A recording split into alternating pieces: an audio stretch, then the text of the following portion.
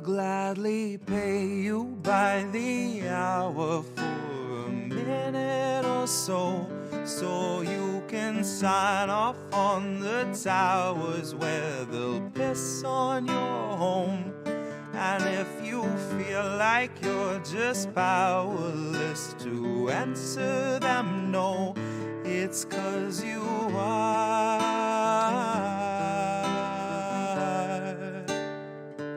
They'll gladly pay you by the hour for a minute or so, so you can sign off on the towers where they'll piss on your home. And if you feel like you're just powerless to answer them no, it's 'cause you are.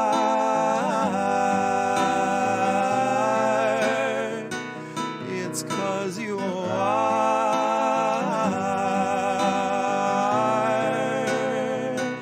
They'll gladly stagnate a living wage, snap the chains, bury it. Labor slaves in rusty cages dragged behind a chariot, led by Mr. Racial Jungle, Joseph or Iscariot, fighting over scraps as they barrage us all with variants and BuzzFeed clickbait, straight until we're paralyzed, trying to distract us from the concentration camps that Joe had swore he'd close but only chose to amplify, where they got 50-something kids in cages made for 5 to occupy. And no, she hasn't seen the camps, but Harris swears they're paradise. She tells us the facilities are safe, and that right down to the women, they are regularly sterilized. Then she throws her head back and she proceeds to laugh, that sort of heartless cackle you'd expect from someone working steadfastly on behalf of the virus and a Congress full of parasites. And where was I? I was busy cashing every blue check, demonstrating plainly all the narratives expected from the verified. I was busy breeding verbal leeches by the terabyte. Train them to exsanguinate the wealthy while they sleep at night. Bleed the oil barons dry and barren, say they showed us how to share and now we share alike. Tell them I contracted rabies from a feral mic. Now I'm just another species losing sleep to noise pollution and these glaring lights, forced to change its habits and adapt to just survive. But now it's safe to say that some of us are thriving in the moment, throwing shit on presidential homes beneath the Paris skies. So if you feel like you're just powerless, I guess you bought the lie. But I can tell they're petrified of our collective might, 'cause I can hear those gentrifiers weeping at the sight of our collective rights. And I only can imagine the intensifying fear of knowing revolution's near, and all that's left to do is simply wallow in the thick anticipation of a rabid bite.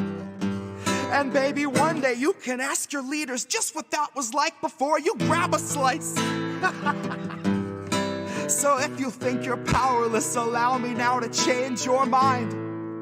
Honey, if you think you're powerless, allow me now to change your mind. See, they'll pay you hourly, tax them each apart, and build a shining tower out of loopholes and cards, and tell you that you're powerless to keep you in the dark, because you aren't, because we aren't. You see, they'll pay you hourly, tax them each apart, and make you build a shining tower out of loopholes and cards, where they'll tell you that you're powerless to keep you in the dark, because you aren't, because we aren't.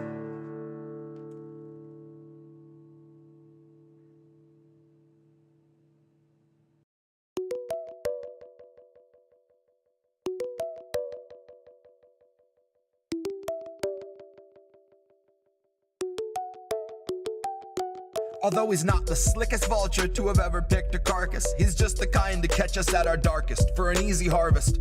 Just the kind to serve us to the markets and see you lose your home before his donors let him bargain. Who'll give a cop the go-ahead to shoot you in the leg before they let you harm a target. Being an American, I love watching garbage, but it's overload. And this is not my first rodeo. I don't drop mics, but I choke slam podiums, and so we go. Little bit of Troy, a little Roanoke. Karma, come and hold me close. Tell me how you told me so. I'm overboard, blowing out. I'm holy ghosted, stolen shroud. Soaked in old petroleum and calling down the rolling clouds. Slowly move my my mouth and formed the only sound I knew, and it was always out of tune, but it's the ugly fucking truth, and now it's flowing out. Break the banks, flood the basin. I transcribed a translation, spoke it out of Morse code and straight into capsaicin. And God, I hope it suits your station, cause it's my last release that won't require proof of vaccination. I got all my rates adjusted for infection and inflation, bloating and decay and all the perks of radiation. We see the virus for the profits, not the patients. Honey, look at all these records set for all the corporations. When COVID started spreading, they were just a side of celebration. They got one record quarter in the bag and now they're all impatient. They'd rather have a toe to tag than see a mouth to feed, or worse, a kid in need of education. And honey, only money's making that distinction. They're gonna thin the herd straight through starvation to the brink of our extinction. Capitalism favors innovation and is never at a loss for ways to make us hate our liberation, cloud our vision. Somewhere in America, a man with no money in the bank is on his way to City Hall to go complain about proposals for a soup kitchen. And he'll never see the tiny bit of irony that floats in all the tragedy of his position. And he's not the only one, it's an American tradition. So it goes, in endless perpetuity, we never deviated from the mission. I set out the ritual and listened from the sand, held my head between my hands and muttered dying would be easy, life's an everyday decision. And I'm not the only one, it's an American tradition. I'm not the only one, it's an American tradition. I bet you thought that Trump would go to jail and Joe would listen. You're not the only one, it's an American tradition. I bet you thought that Trump would go to jail and Joe would listen.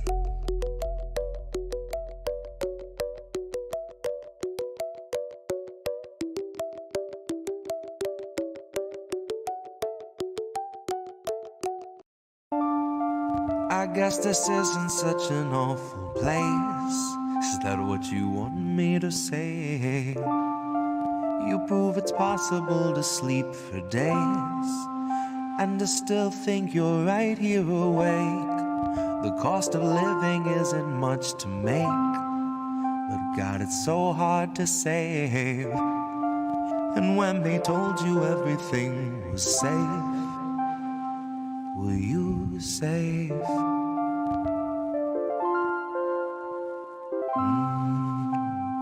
Were you safe?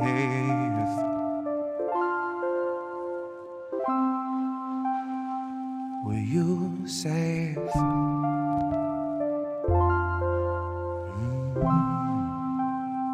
Were you safe?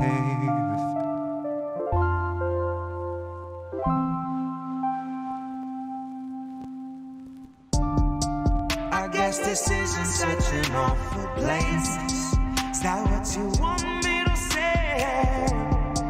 You prove it's possible to sleep for days and to still think you're right here awake. The cost of living isn't much to make, but God, it's so hard to say. And when they told you everything was safe, were you safe?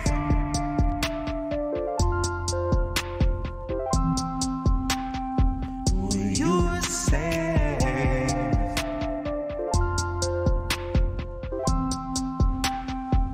Were you safe?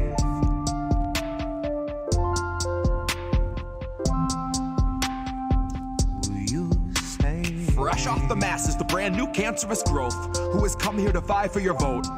Come here to cry at the camps and to mourn at the shore for the bodies that float by the wreck of an immigrant boat. Then it's back to their luxury home, couple security booths and a moat. Couple cigars, little escargot, little booze and a soak. Just breathe in the steam and the smoke. Pink salt, lavender, candles are low. Shit, when you do what you do, gotta lighten the load. And he got a life of his own that's a sight to behold. And it's a lot to control, to decipher the code or to siphon the soul. The cost of a good night's sleep for the working elite is a bargain, no matter the toll. Worth any wager, and that comes straight from the mouth of a means to the goal that will swallow us whole. Ripe for the picking if you don't mind mold, and you know I don't. Maybe we're pleasantly prone, maybe we're taking a licking, compliantly ticking and ticking and ticking, but never explode. No, I don't deliver the prettiest image, but damn if it isn't an accurate vision of natural fission, of rage at the system and abject heartbreak, patiently waiting for any who will listen. That little blue bird who was watching your words is a federal carrier pigeon, a Langley first. It's a patient observer who hears what it wants and is trained for the worst. Oh, you got nothing to hide. They'll be the ones to decide that after they root through your purse, after they read all your text, after they raid your apartment, confiscate all of its contents, then conjure up evidence out of the air on a wing and a prayer and malicious intelligence nonsense. Any presumption of innocence long since gone, right along with your comforts and constants. Historically first they will come for the communists. So why in the fuck would I say I'm a communist? Well, it might be I love my community more than the monsters of opulence who are holding us hostage, who are vomiting promises. Might be I'm all done seeing our pensions and benefits harvested. Might be I'm all done watching the populace being disarmed in the guise of an armistice. Watching a woman collapse on the floor who will rise no more. She is wheeled out the door and you're next in line for the pharmacist. If you can get me to vote, it's a hard no confidence. But part of the charm of deception is politics wearing the mask of incompetence. It's all in the art of austerity, darling. It's all in the slide of the providence. Until home is as wide as your cubicle height and is only as deep as your coffin is. Maybe I'm miles away from impatience, aching to break off the head of the snake where the capital lust, reptile brain, and the margin of profit is. Like off with his. Like off with his. I guess this isn't such an awful place. Is that what you want me to say? You prove it's possible to sleep for days and to still think you're right here awake. The cost of living isn't much to make, but God, it's so hard to save. And when they told you everything was safe, were you safe? Good morning, Sunday morning.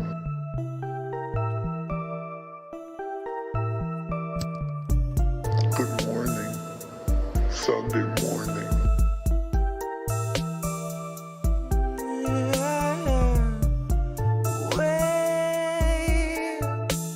We're 40 Sunday mornings out from normal and the world is not the same. Said you waited for a warning, but the warning never came.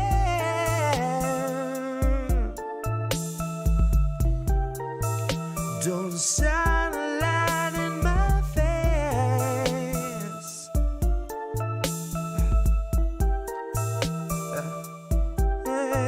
Nancy gonna cut you a check too late.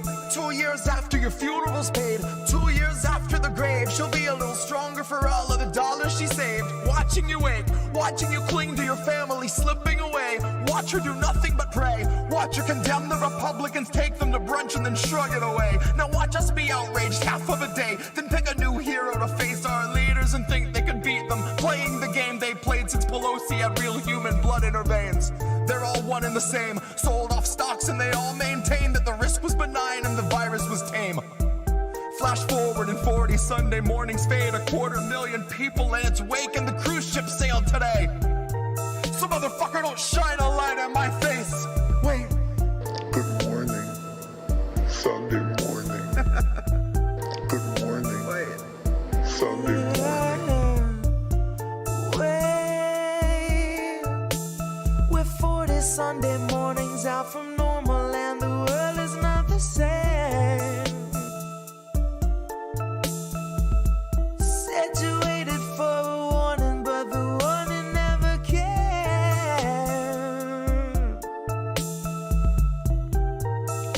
Don't shine a light in my face.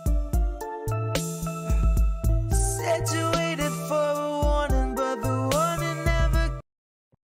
Independent Left.News. Indie. What's up, Indie? Indie News Network. Indie. Can I get news from from Independent Left. IndependentLeft.news. IndependentLeft.news. Indie Left Media. Independent Left News. Indie Left. Independent Left News. Independent Left Media. Indie Media. Indie Left. Indie. Indie. Indie. Indie Left News. Indie Left. Hi, Indie! Indie Left News. Subscribe to Indie News Network. We're world building. Your way of assisting, I feel like, is really cool. IndependentLeft.news. Independent Left News. I'm a huge fan. He created INN. The founder of Independent News Network. Indie is the founder of Indie News Network. Thank you, IndependentLeft.news. A huge thank you and shout out to Indie Left. Everyone check out Indie Left News. Hey, Indie Left. IndependentLeft.news. Indie. Hi, Indie. Indie Left. Indie Left News. Indie News. Independent Media. Independent Left News has done an amazing job.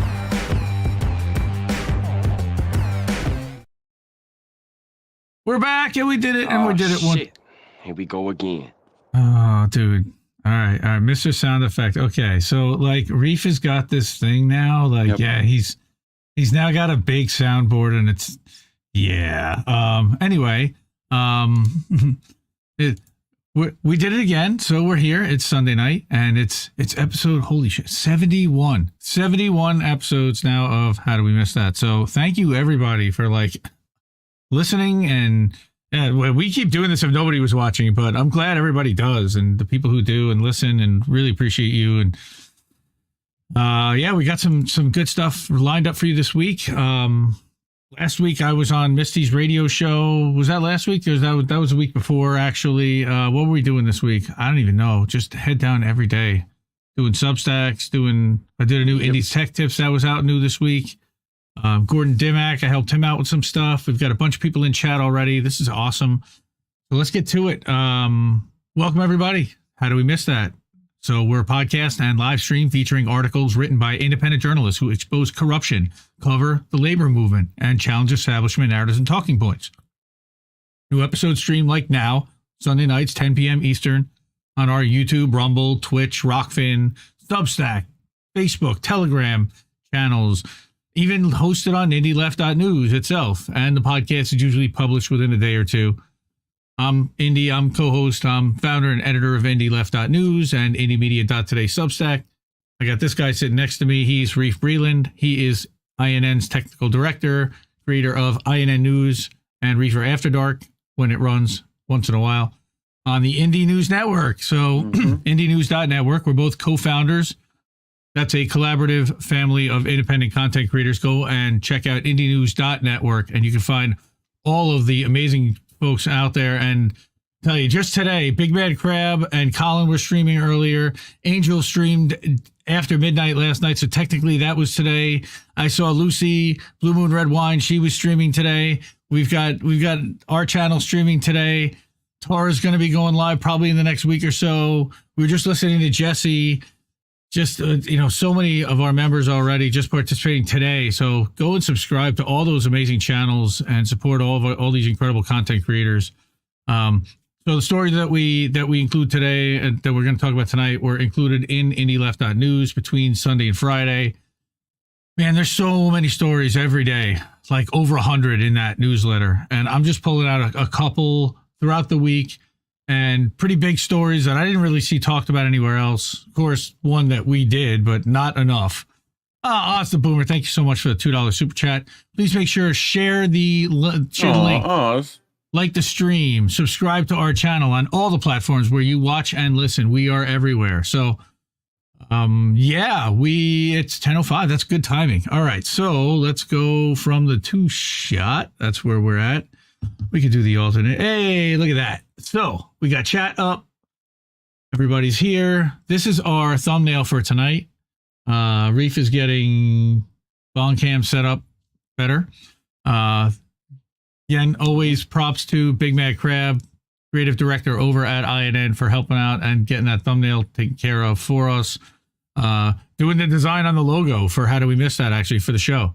But we've got a few stories. We're going to talk about East Palestine and what's going on there, just at a really high level. I mean, there's so much in depth, and there are so many great independent journalists that are on site that I would much rather you go talk to, go watch and listen to. I have a few that we're gonna read up on and get us like kind of high level where we should be. Margaret Kimberly over at Black Agenda Report wrote a great article about Cointelpro. We've got reporting from Sludge about congressional corruption, and then we're going to talk about unplugging from corporate media and exactly why and what's going on with that. And Project Centered's got something, and then I wrote something, so we're going to go through some of that too. All right, bring it. All right, let's bring it. East Palestine. Oh no, wait. Welcome to hell, because the ground is poisoned and. Wow. Julia Conley over at Common Dreams. Common Dreams is an Indie Media Award honoree. Come on, hit the button. I know. Dun, dun, dun, dun, or whatever. Oh, it's all the way. That's all the way up at the top. You gotta prepare me. Where's it at? All right, we'll have to fix this in post. Thank you. We'll have to fix that in post. I got it. All right, so yeah, get our grandkids out. Do it again. Julia Conley over at Common Dreams. She's an incredible. Common Dreams is an Indie Media Award honoree. They're an incredible publication. So support them for sure. Get our grandkids out. East Palestine residents. Take. Yeah, thank you. East Palestine residents are erupting at Norfolk Southern. Very smooth. Every day that this community doesn't have relocation options, all right, is another day that this community is in crisis. And Julia writes up a very high level. These people are being poisoned.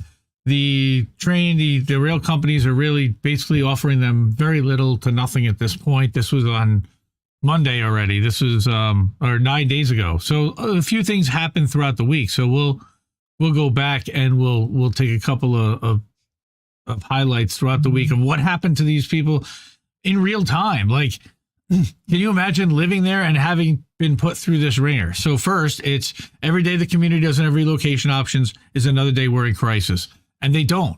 So what's happening? Around 200 residents directly confronted Norfolk Southern Rep on Thursday, right? That was on March 3rd, but prior to March 3rd, voicing their anger and concern that they'll continue to get sicker because of the toxic chemicals. No one's coming to save us, right? That's a CBS Morning News report. I don't want to go through that. I don't want to click on it because we'll definitely get dinged. I know they pulled down Crab's stream yesterday. Ahead of the Thursday meeting, EPA also ordered testing in East Palestine for dioxins. And I want to give a big shout out to Last American Vagabond, Ryan Christian, who's been talking heavily about dioxins for weeks before, and as well as Aaron Brockovich and Addie Ads and Jeremy Lafredo, and there are other reporters that have all been on the ground. There have been others, but not very many. Yeah.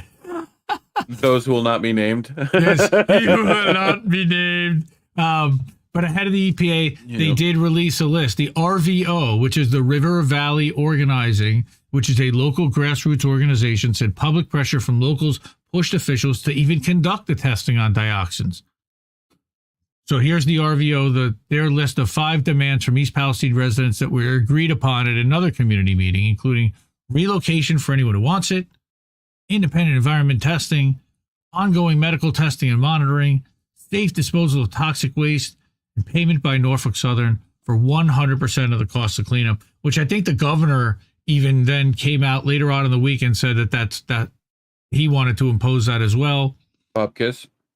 3 days later, Julia Conley's doing another follow-up story, and there's a much larger story there. Go to Common Dreams and read the article. I will put the link in the description after the show. I almost always do that, or I try to. Something needs to be turned off and muted. Okay. So this one is, we're going to keep pushing till the community gets the help it's owed. All right. The organizers are still getting angry. Yeah, this is not enough. So limited relocation plan. What are they talking about? Well, here's the tweet from River Valley Organizing.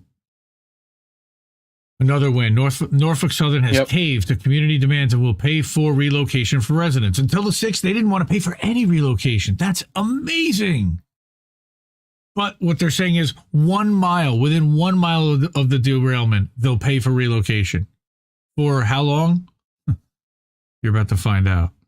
I think it was 4 days. Okay. It's not like permanent relocation because their ground is poisoned. It's like 4 days. Like, that's going to do anything. But I say, hold up, wait a minute, something ain't right. Right. So United for East Palestine, United for EP, give them a follow and a shout out on Twitter as well. Their team worked with the whole Welton group, and they conducted an informal survey of residents living near the derailment sites at different distances. 100 total surveyed, and the questions asked were, have you experienced physical symptoms, and have you smelled chemicals in 24 hours? And it's ugly. I mean, it's real ugly. So what are we going to do? You know, what are we doing to help these people? Not much is the sad part. Well, here's what their long-term plan is a safety plan that includes automation, which can further endanger workers. Of right. course. Okay, so this is an article coming out later on in the week, 2 days further. Well, what are we going to do to make sure that this doesn't happen in the future? Well, you can't just replace a manpower with a machine when it's not always as effective. That's true, number one. Number two, you need people on the trains. They have to be monitoring this stuff. So with Norfolk Southern involved in numerous significant train derailments and other accidents in recent weeks, they unveiled on Monday a 6-point safety plan that officials claimed would immediately enhance the safety of its operations. Okay. But critics, including rail workers, were quick to point out that one aspect could worsen the growing problem of reduced railroad crews, which they say has contributed to dangerous conditions on railroads. Yes.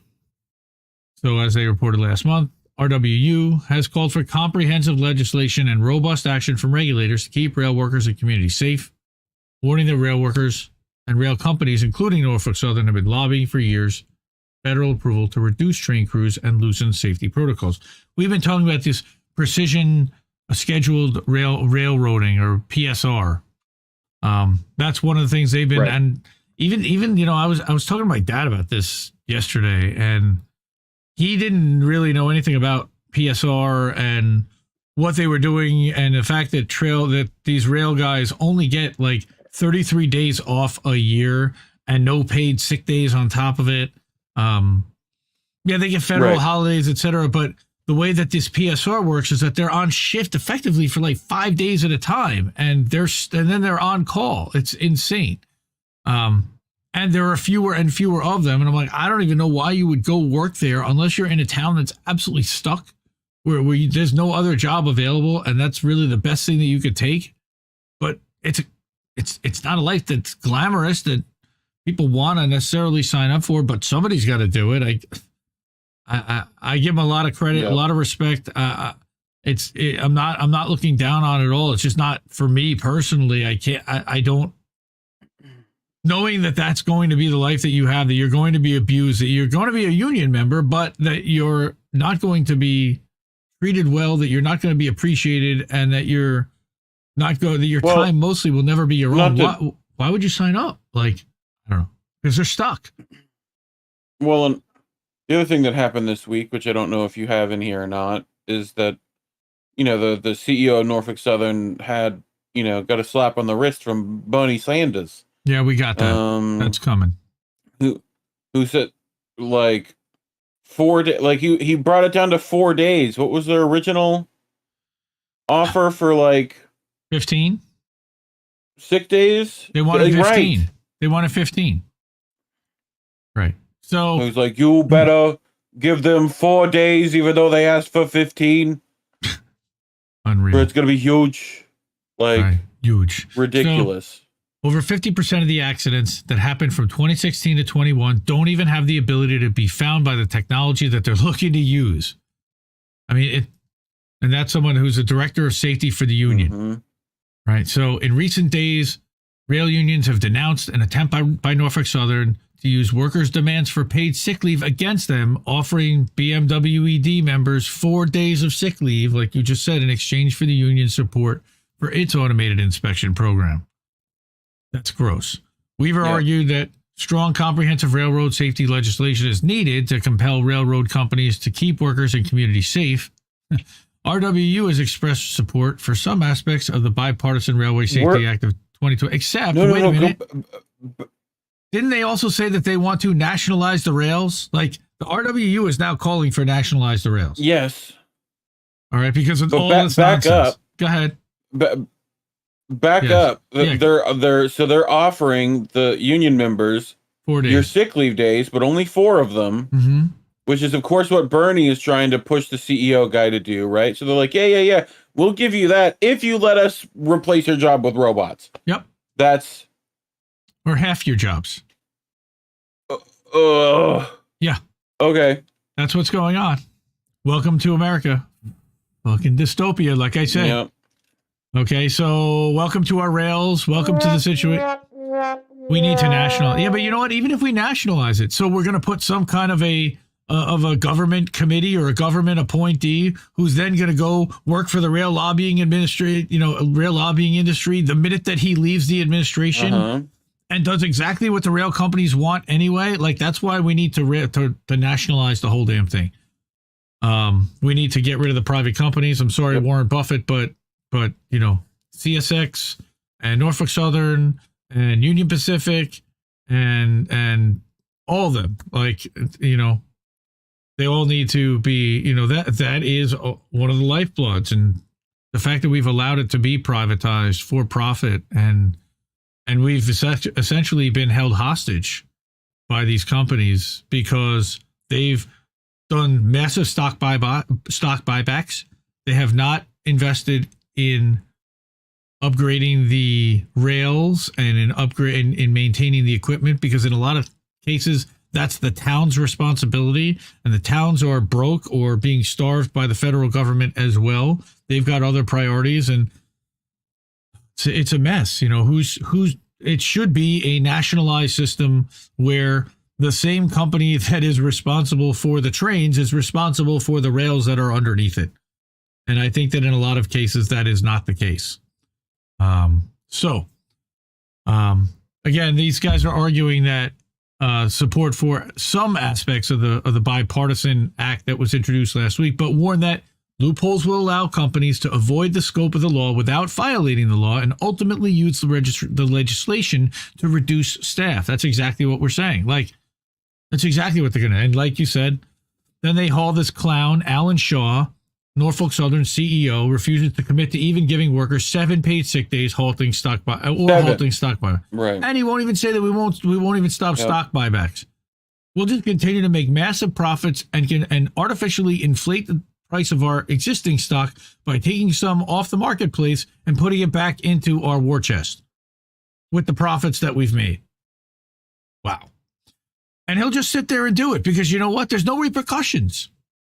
So Alan Shaw also wouldn't agree to end precision scheduled railroading, which is a Wall Street-led profit-maximizing approach that critics say endangers communities nationwide. I think I just talked about something like that. Yeah, Kenny Stancil, Common Dreams, another Common Dreams Indie Media Award honoree. Come on.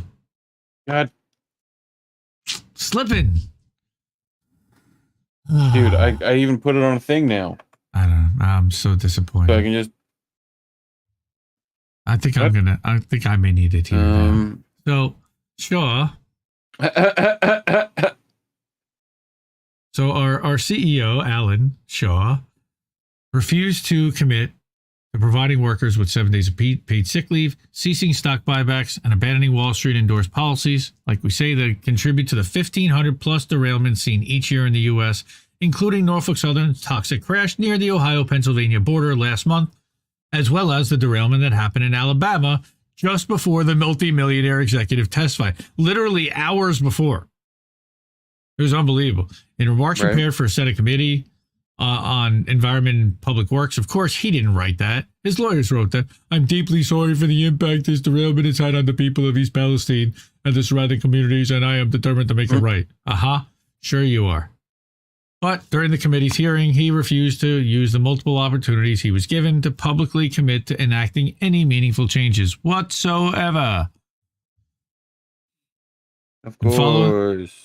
Of course. Oh, no, I don't want that. So following the hearing on Capitol Hill, Food and Water Watch Director Winona Howder, she's a fun one, said in a statement that Shaw's apology today rings hollow. Thank you. Coming as it did after years spent pushing to roll back the very sorts of safety regulations that would have prevented an accident like this. Like I said, I was talking to my father about this, and immediately the Trump administration is the reason why this happened. I said, how long's Joe Biden been president now? Like, they got a transportation secretary who was handed that job as a gift for bowing out of the race when he did. It was supposed to be a cush job, a placeholder job until he got his next job. And man, did he take over at a terrible time.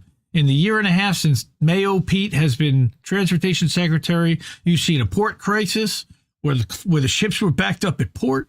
You've seen an airline crisis where people were stranded in the airport at Christmas. And now you're seeing this monster ridiculousness going on with the rails. And they have oversight over all of it. And they choose not to use it because they're also they're buddy-buddy with the unions. They're buddy-buddy with the rail companies. They're buddy-buddy with the hedge funds that own the rail companies. Oh, yeah, those are owned by, in one case, I believe it's BlackRock. In one case, it's Vanguard. In one case, it's Warren Buffett. It's all of the richest of the rich own the rails in the United States. So, and a couple of them are publicly traded companies, but who are the largest controlling interest shareholders? So Mayo Pete is partially to blame here, but he's not. He's part of the system. He's part of the problem. He's not the problem, and I'm not necessarily blaming him. I'm saying that he certainly, as transportation secretary, has authority to put fines in place, to fine Norfolk Southern for every day that they're not on site doing exactly what they're supposed to be doing to do the cleanup, and to the EPA standards. And the EPA, I don't know where they're at with this. I know that Aaron Brockovich and there are other people that are putting together independent testing lab that are recommending independent testing labs, and we've talked about that.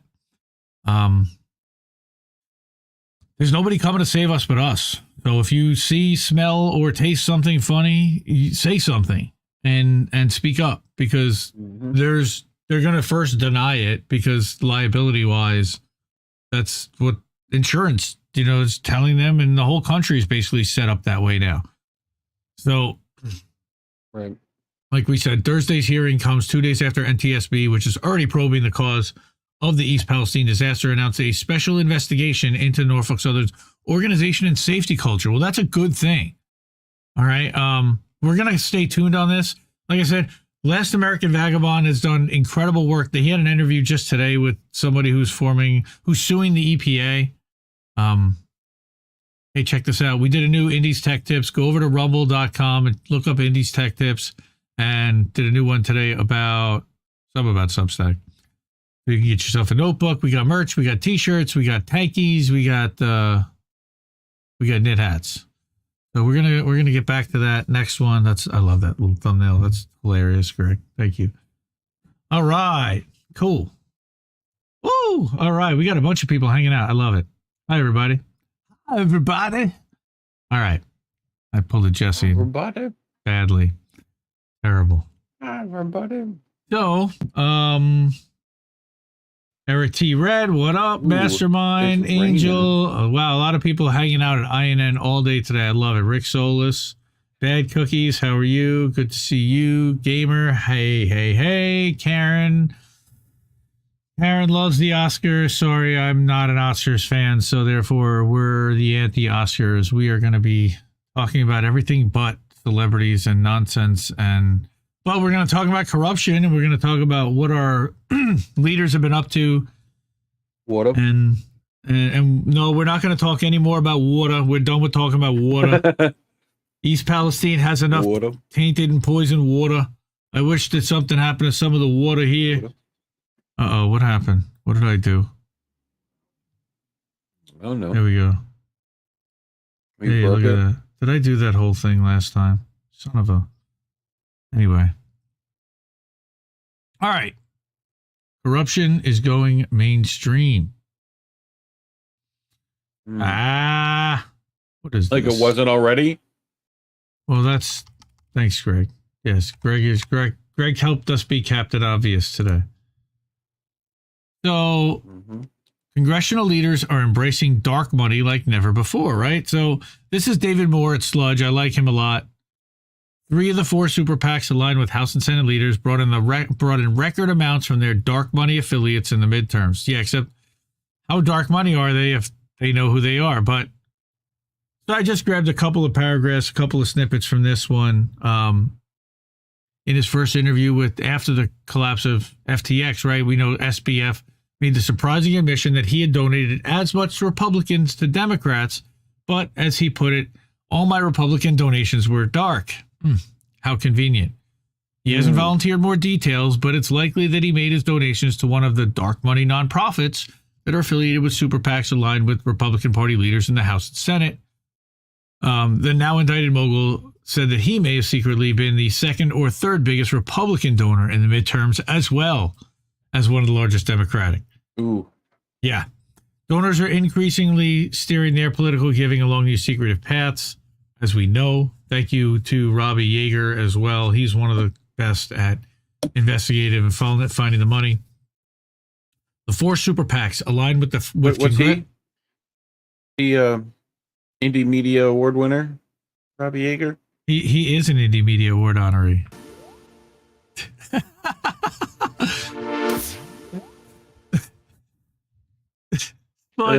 Sludge may be one in the future, but they are right now. The 4 super PACs, like I said, aligned with congressional leaders, received more in contributions than ever last election cycle from their largest dark money affiliates, according to a Sludge review of FEC data. Well, what's he talking about? The 4 super PACs, endorsed by congressional leaders, though technically independent from them, have come to dominate spending on congressional elections in recent years, spending far more than national party committees like the NRCC or the DCCC to help elect their party's candidates. In the 2022 cycle, these super PACs became the 4 highest spending outside groups on federal races, according to Open Secrets. They each received large contributions from affiliated 501c4 organization that does not publicly disclose its donors. For example, the top donor group to Kevin McCarthy's Congressional Leadership Fund is the nonprofit American Action Network.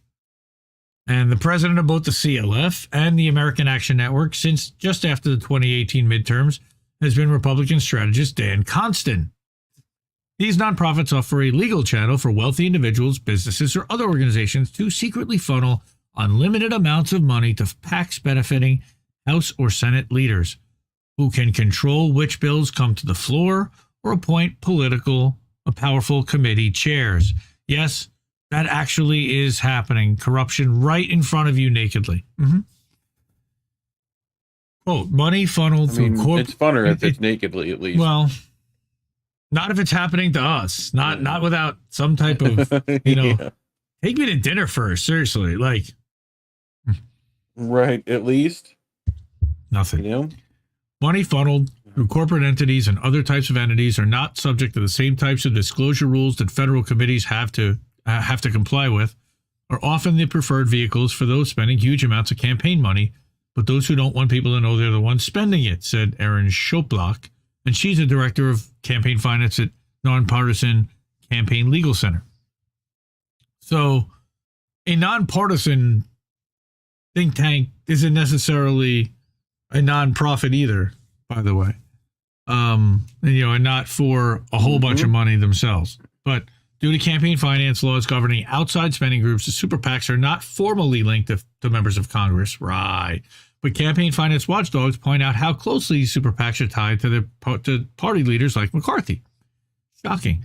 In January, as part of the negotiations from McCarthy to corral the votes from his caucus to be House Speaker, their version of force the vote, the ostensibly independent CLF struck a deal with another outside major spending group, Club for Growth, not to spend on primaries in safe GOP districts. That's bad. That's like, we don't see any reason to fight with each other and expend our resources. This is that's bad for people that are against what they're trying to accomplish, which we are. So on the Republican side, the 4 dark money affiliates, like we said, were the American Action Network and One Nation. And on the Democratic side, House Majority Forward and Majority Forward.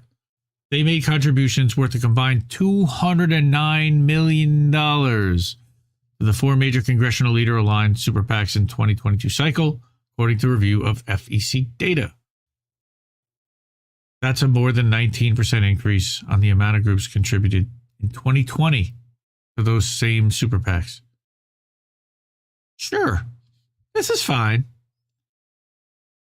This is fine. Yeah. The vast majority of contributions were monetary, of course, but these sums also include contributions described in FEC records as in-kind services of research, data, or development, as well as provisions of salary, office space, and health insurance.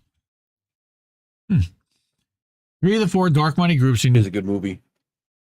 What? Office Space. Yes. 3 of the 4 dark money groups increased their contributions to congressional leader aligned super PACs. God damn it. All right. So only one nation's total given to the Senate Leadership Fund declined to increase their amounts to the to the Leadership Fund from 2020. So 3 of the 4, again, 19% increase between the 4. And here is what you're looking at. Okay, so look at this graph. There you go. You got to sing it. So, like we said, dark money groups, in addition to continuing to spend money on things like TV ads to influence voters, increasingly routing their contributions to super PACs, along with shell companies, nonprofits that don't disclose their donors, donated $612 million to federal groups in the midterms. So now we're up to over $820 million, somewhere around there. The resulting lack of public disclosure has caused some to refer to super PACs like CLF as gray money groups, where they are legally required to disclose their donors. The individuals or businesses that fund their top donors like AAN are allowed to remain a secret. How? Knowing who's behind these vast sums of money poured into political campaigns is crucial for voters to be able to make informed decisions or choices about who they want to represent them, as if they have a choice. And we don't have that information available. No, we do not. Without it, voters can make informed decisions and are sometimes deceived, as we've been reading recently about in the case of George Santos. How about in the case of Mitch McConnell? How about in the case of Chuck Schumer? How about in the case of Debbie Wasserman Schultz? How about in the case of literally every single person in Congress that takes money from corporations that doesn't necessarily advertise it? They should be wearing patches on their suits like NASCAR drivers. I 100% subscribe to that. It's a uniform. Wear it. Tell us where your money's coming from. So what's happening? Of course, we know that House Republican dark money is soaring. AAN to CLF contributions went by more than 2/3 to a total of more than $50 million. Again, that's nothing compared to the $600 million. AAN also spent more than $30 million on digital TV ads. This is why our parents are scared out of their minds and completely propagandized. $30 million from Republican dark money ads. We don't have $30 million to flood the airwaves with dark money ads that are promoting bullshit Republican talking points and nonsense fear-mongering and lies about Joe Biden being a socialist or a communist or controlled by the CCP. Come on. That's ridiculous. He can barely get himself out of bed in the morning and string 3 sentences together. Yeah. Oh, here we go. Now I open the door. Come on, man. What? So. Come on, man. Right. Along with more donations from Republican billionaires like Ken Griffin, fossil fuel companies like Chevron, the CLF succeeded in helping to flip the control of the chamber. Yeah, that's what did it. It wasn't how bad the Democrats were in the last 2 years. It was the Republicans and all the money that they spent on ads. How about if the Democrats did something to retain the House? That might have helped too. By the way, we're out on Rumble. We're on Rumble too. I know that they tell us we get a lot of views. Reef always calls them fake views. They're fake views. Fake views. Nobody chats over there. Nobody comments. So if you're over there, say fake news. thank you. They're not. Rumble is not fake news, man. I'm telling you. All right. So helping. Yeah. So 222 to 212 is, of course, with one vacancy. CLS website says that it's endorsed by Kevin McCarthy. What a surprise! That's normal that House, House Majority Leaders would do that, right? Speakers.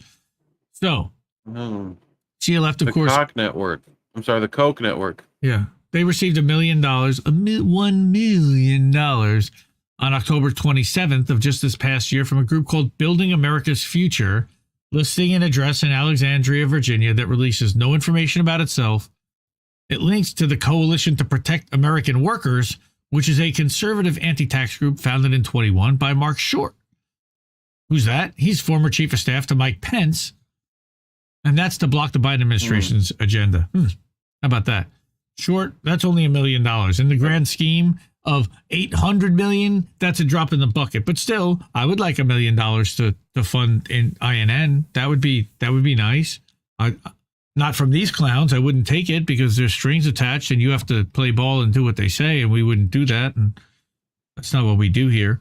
But Short previously worked with Freedom Partners, which is a group in the right-wing Koch network. Great. And his wife worked for the Koch Foundation.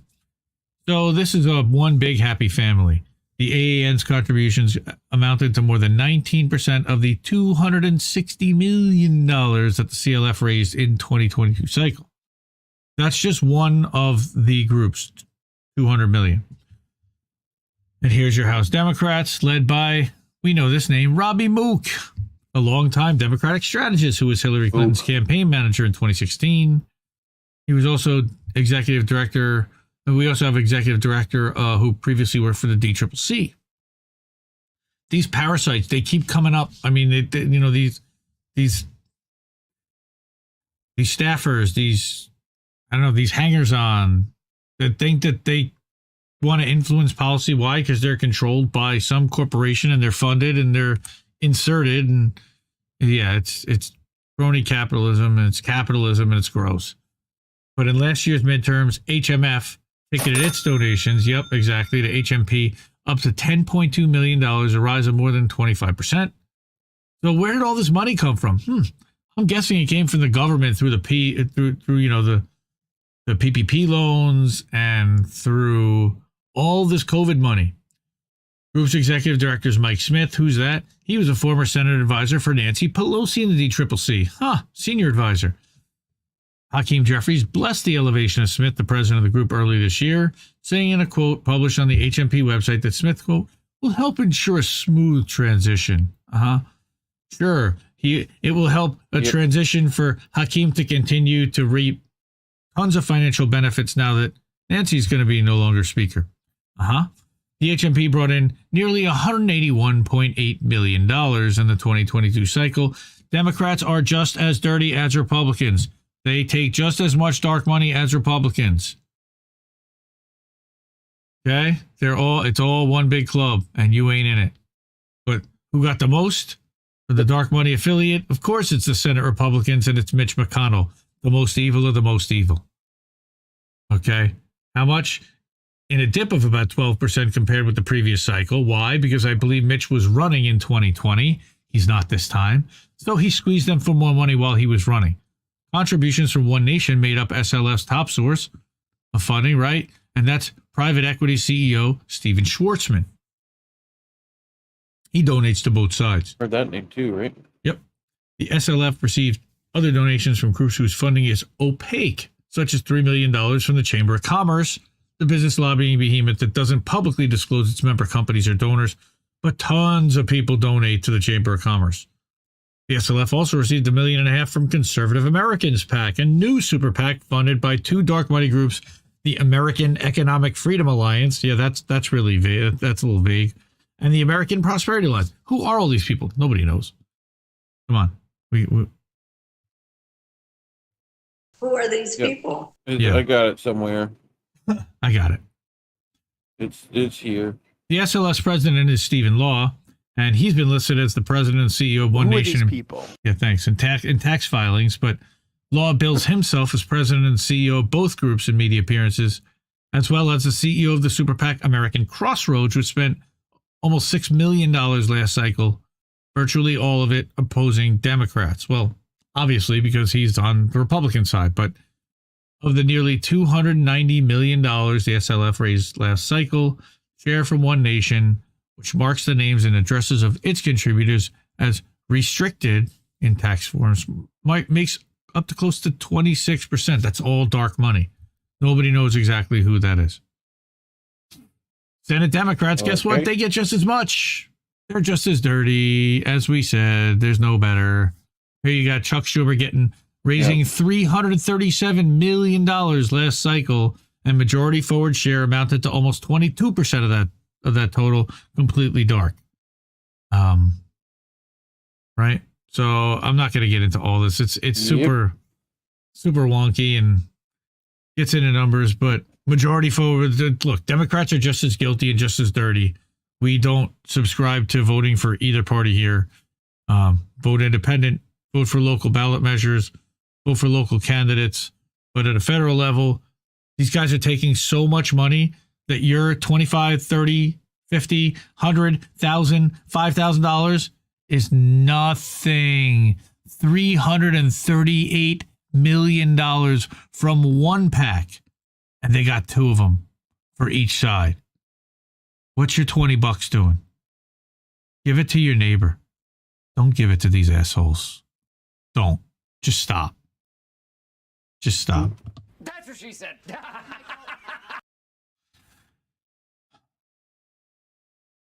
Okay, of course, we're looking for transparency anywhere, but at the state level, that's one of the things where we can affect change, right? Since 2010, Citizens United FEC opened the door to unlimited election spending. Nonprofits don't disclose their donors that have themselves spend more than $1 billion. However, the Disclose Act, a bill to require greater transparency, was reintroduced by Sheldon Whitehouse, and it was called an effort to end the corrupting info. That's bullshit. That's not going to happen in actual Congress. But while Republicans are in control of the House and stronger disclosure laws facing an uphill battle, slightly, right? That's an understatement. Campaign finance reform advocates in states are taking the initiative to make the cash behind influence efforts in state and local contests more transparent. They can do that, despite Citizens United, which is for federal elections. But at the state level, that's controlled by the state. So at the state level, perhaps the most exciting development has been the passage of Arizona's Prop 211 by a sweeping majority. So that's the Voters' Right to Know Act, which would require groups spending more than $50,000 in statewide campaigns or $25,000 on others to disclose the original funding source of all donations over $5,000 and above. It should be over $500 and above, personally, but that's okay. Yeah. In passed in November with more than 72% of voters in favor. Because how many people really can afford to give more than $500 to a political campaign unless they're related to that person or they're looking for something out of that campaign? Other state measures are being tracked, by the Campaign Legal Center. That includes an elections bill in Illinois, and then you've got another one in Oregon, and then you've got so it's encouraging. That's been submitted to face state voters in 2024. I think that's a petition for a ballot measure. Honest elections, fight political corruption, and require disclosure and transparency. I love it. So don't want to, that was a little long and a little crazy, cray, but we're moving. We're getting through it. Thanks for sticking with us here. We got a couple more. What do we do about it? Agreed, Eric. 11 demands is a good start for proposed strategy. 100%, man. And what do we do about it? Well, first we have to purge the entire electoral system. Then we have to eliminate the machines and go back to hand-counted, hand-marked paper ballots so that we know that our elections are free, fair, and equal. We need some type of equal time reinstatement in our media so that you can't have these partisan hack networks that are running 24/7 that don't provide any type of an alternative perspective without... Grow up. Get serious. without the extreme bias that we're seeing right now. You need a lot of things to happen, and mostly it's going to have to be a complete system crash, and I'm not rooting for it, but I don't see how in the current system it's going to actually succeed, because they'll just crush it every time. They'll co-opt it, they'll smear it, they'll buy it off, or they'll just straight up, as Jane Fonda said, murder. That was Jane Fonda's words, not ours. Jane Fonda said that. I don't say that every day. I really don't. I swear, kids. But we also need to be mindful of what's going on when it comes to Cointelpro. So we're going to go back to the next story, and this is also something that we need to look out for, Eric. And a solution is to know how to watch our backs and know when infiltrations are happening and know who's trying to set us back, recognize it, and not allow us to distract us. So Margaret Kimberly, an Indie Media Award honoree for Black Agenda Report,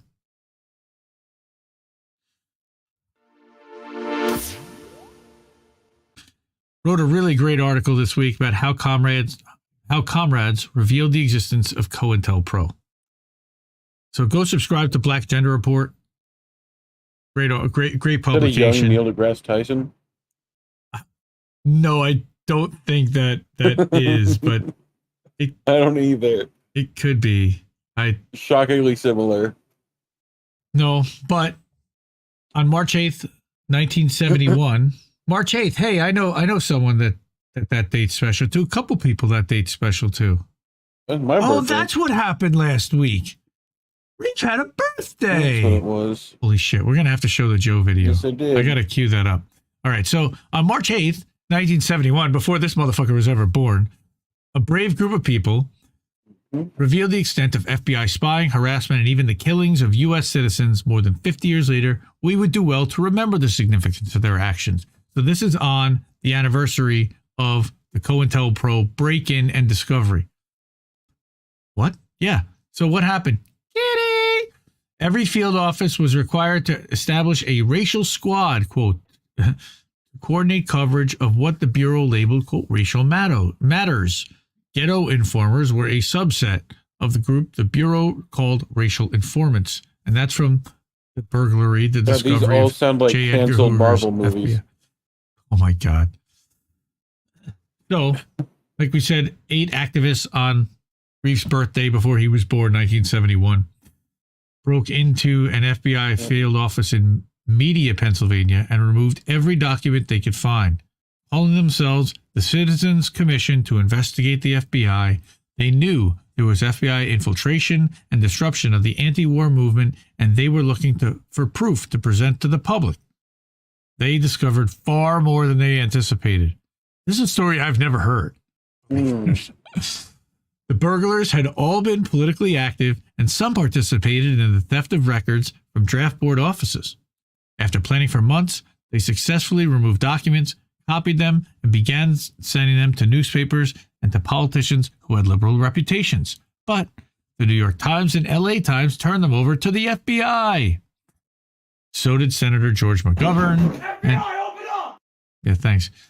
So did Senator George McGovern and the CBC member Aaron Mitchell. But the Washington Post did not and began publishing the stolen material. Other newspapers followed after the Post took the lead. 1 year after the burglary, NBC reporter Carl Stern came across one of the stolen documents with the word Cointelpro written on it, but without an explanation of its meaning. He filed what became the first successful FOIA lawsuit. Okay, in 1973, he was able to report on the existence of the infamous counterintelligence program. This is all fascinating stuff. Like, this is how was FOIA born?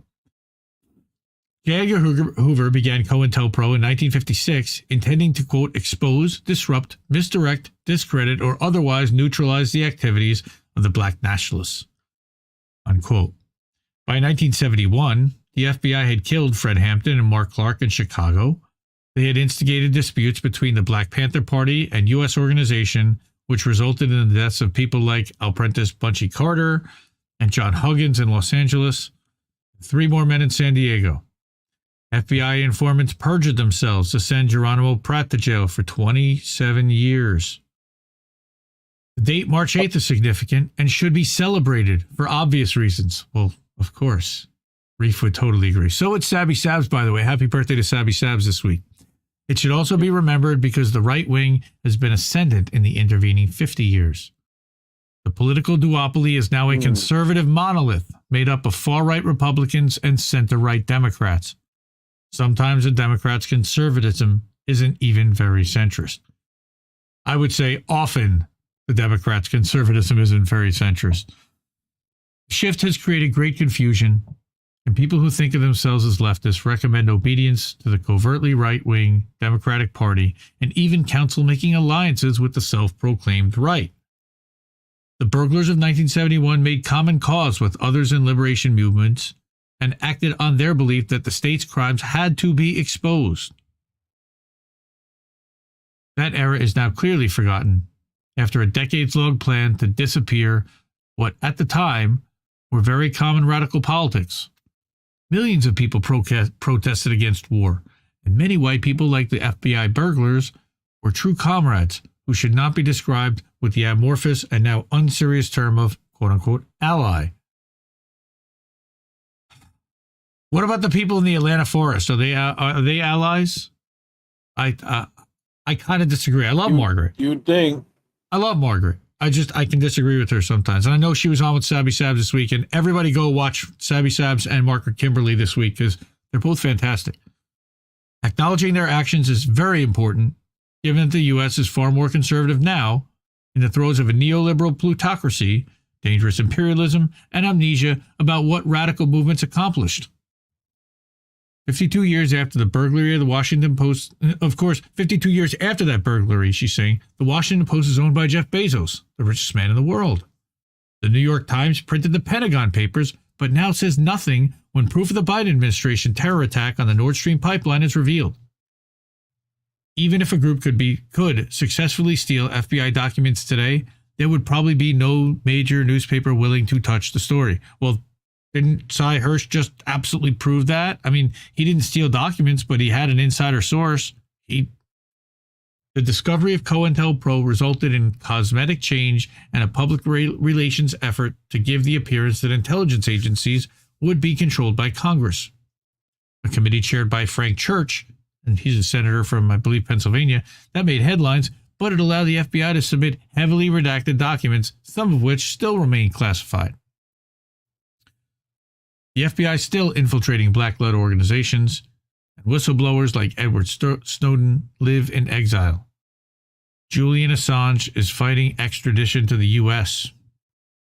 Some political prisoners remain jailed after many decades, like Leonard Peltier. Black people are the main victims of FBI entrapment, like Mumia. These setbacks are reasons to remember victories of the past. The burglars all managed to avoid arrest and cut off contact with one another for years in order to prevent one weak link from exposing them all, and they revealed their identities only after the statute of limitations of their crime had passed. The commitment and discipline they exhibited are examples of how movement people ought to act and are lessons that must be remembered today. So, there's more. Sorry. Let me go back. Hey, there we go. Instead of believing in left-right alliances, this is Margaret's opinion, leftists should be building the kind of organizations that can garner wide support and withstand attack. Sure, but those are normally left-right alliances. Existing organizations must be defended and solidarity must be the order of the day. Because you can only do so much with one group of people on your side. You've got to broaden it out. The movement of the 60s and 70s, she says, were attacked and ultimately destroyed because they were successful at mobilizing millions of people to fight for liberation and to end police terror and wars. Surely we can attack and accomplish some of what radical groups and individuals accomplished 50 years ago. We don't really have a choice, though. The system that has been cultivated for the last 50 years is one which we cannot survive. And hey, look at that. We still got merch. We got a purple sweatshirt down there. Hoodie. although it's coming to springtime. So let's get yourself a t-shirt. Indie Left News is an Indie Media Today t-shirt. I've got one of those. Those are really comfy. All right. So that's Margaret Kimberly. Love her to death. That's the only way. Oh, man. Hooroo! Yeah, that's right, Rick Solis. Yep. But I do think that there needs to be solidarity and not just among leftists. I think that you do need to, first of all, I think that a lot of these issues that are economic do stretch across to everyone. And they affect Americans. And it's not about left and right. And people go, well, when you do that, that means that you're automatically conceding to the right wing. No, it doesn't. It means that they're actually going to give in to what we're talking about because it unites all of us and it helps and benefits all of us. That's the idea. Oof. All my clocks are slow too, Fred. Welcome to the stream. We got 35 people watching live on YouTube's. That's real good between INN and IndieLeft.news. We're live on Telegram. We're live on IndieLeft.news. We're live over on rockfin.com/INDLeftNews. We're over on rumble.com/independent left news. You have to spell it all the way out. It's the only one that's like that. Thank you so much for being here, really. So we're going to go to the last story, which is something that I'm going to rage about. Kitty. Am I doing a show with a kitty? I think I am. Pretty much. I don't see the co-host there. Jordy, Commander LaForge, can you put the headphones? I'm here. Hello. Can you put the headphones on, Commander LaForge, so I can have a conversation with him, sir? Cat. What? What are you doing, Cat? Commander. On screen. No. He's afraid of the thunderstorm, pretty much. Meow. Oh, poor boy. Okay. Meow. So, he did give us a meow, I think. I don't know if he picked it up. I got a couple of meows. Yes, I did get a couple of responses. That's good, Cat. I'm glad you're hanging out with us tonight, Cat. Okay. It helps the algorithm. People like cats on YouTube, man. Kitty! You know what? Yeah. That's a good point. Let's go single reef. Yep. Let's go big reef.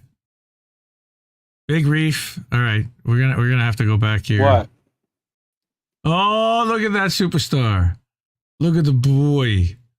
That is Commander Jordy LaForge, folks. All right. Sorry. Time to unplug. What are we talking about?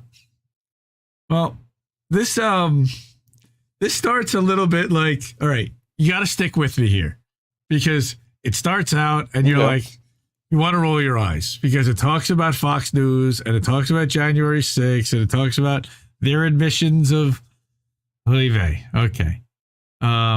Yes, you were watching Jordy the Cat and missed all that. Yes, thank you, Eric. I do all that. Oy vey at us? I just oy veyed everybody. Did you really oy vey? God, what is wrong with you? Yeah.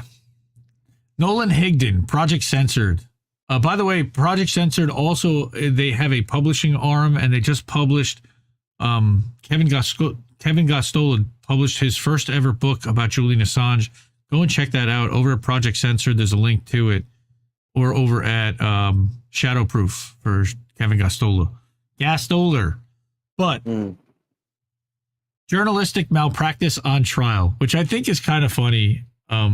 This is a little one-sided, but then it starts to come back the right way, and we're going to bring it back to more relevance as we finish out. But start off.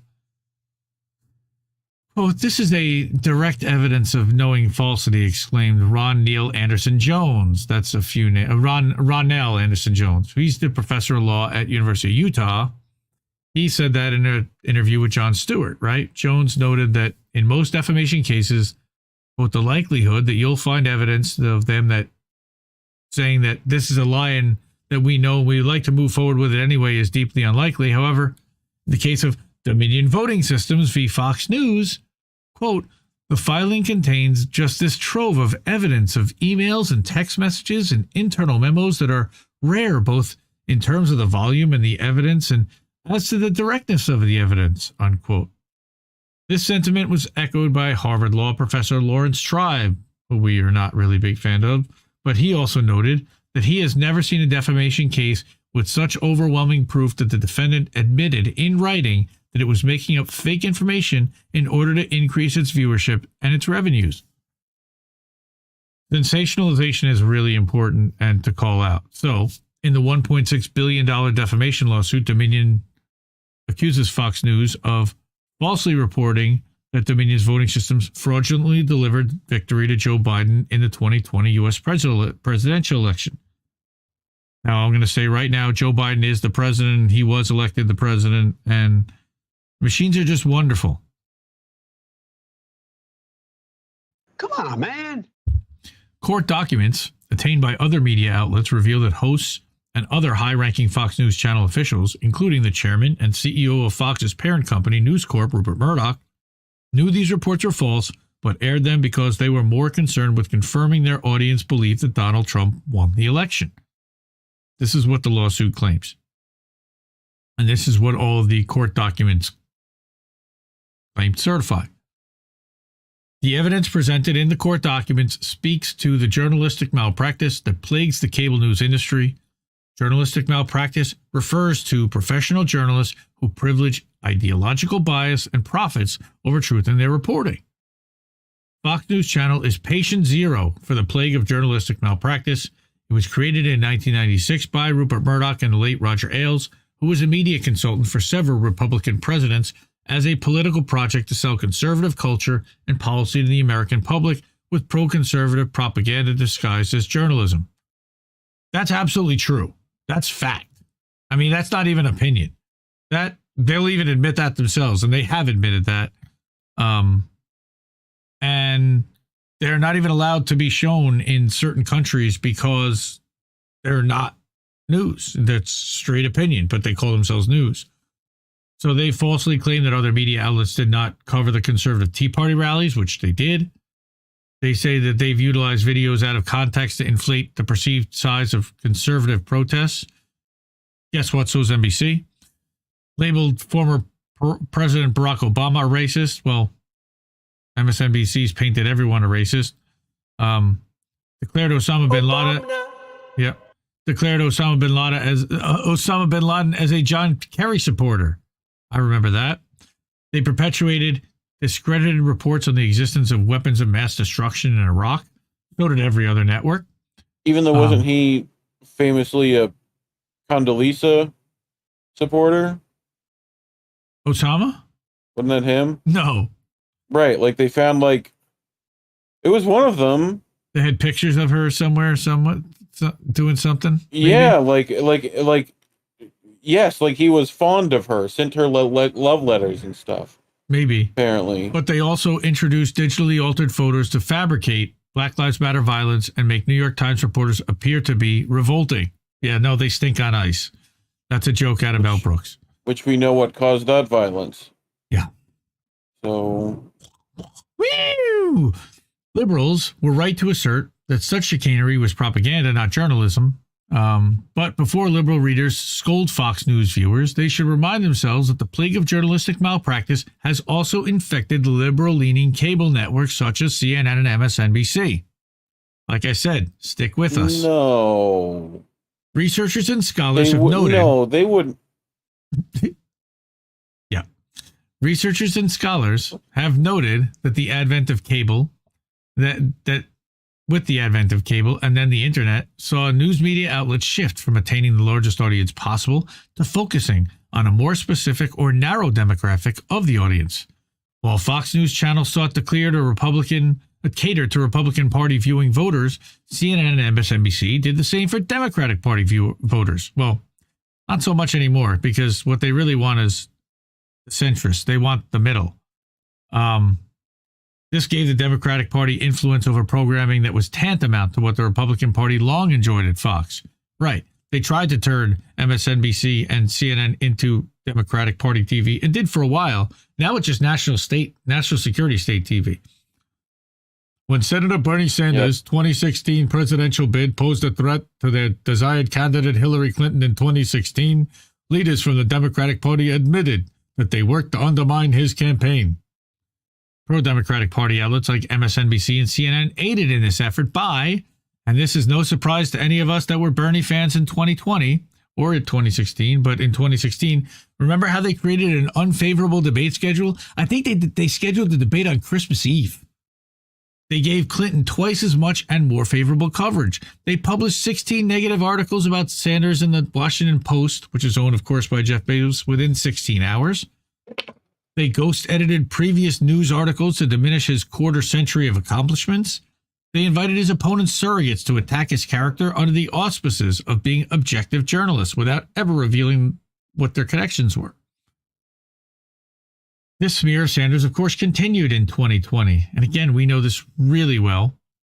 When the Democratic Party-leaning news outlets misled the public about his polling numbers. How many times did they show him in third place when he was really in first? And literally the numbers showed that he was in first, but they ranked him in third. Or they just left him off entirely.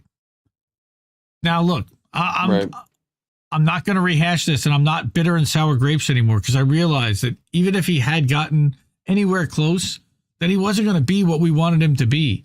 He would be closer to what he is now, and that would have been completely unacceptable, and we'd have been screaming just like we are right now at him, just like we do at Joe Biden. CNN's Abby Phillips drew gasps for ignoring Sanders' claim that he never said that a woman couldn't be president. I remember that. Thanks, Elizabeth Warren. James Carville, the Raging Cajun on MSNBC, made the baseless claim that Russia was supporting Sanders. Yep, they Russiagated him.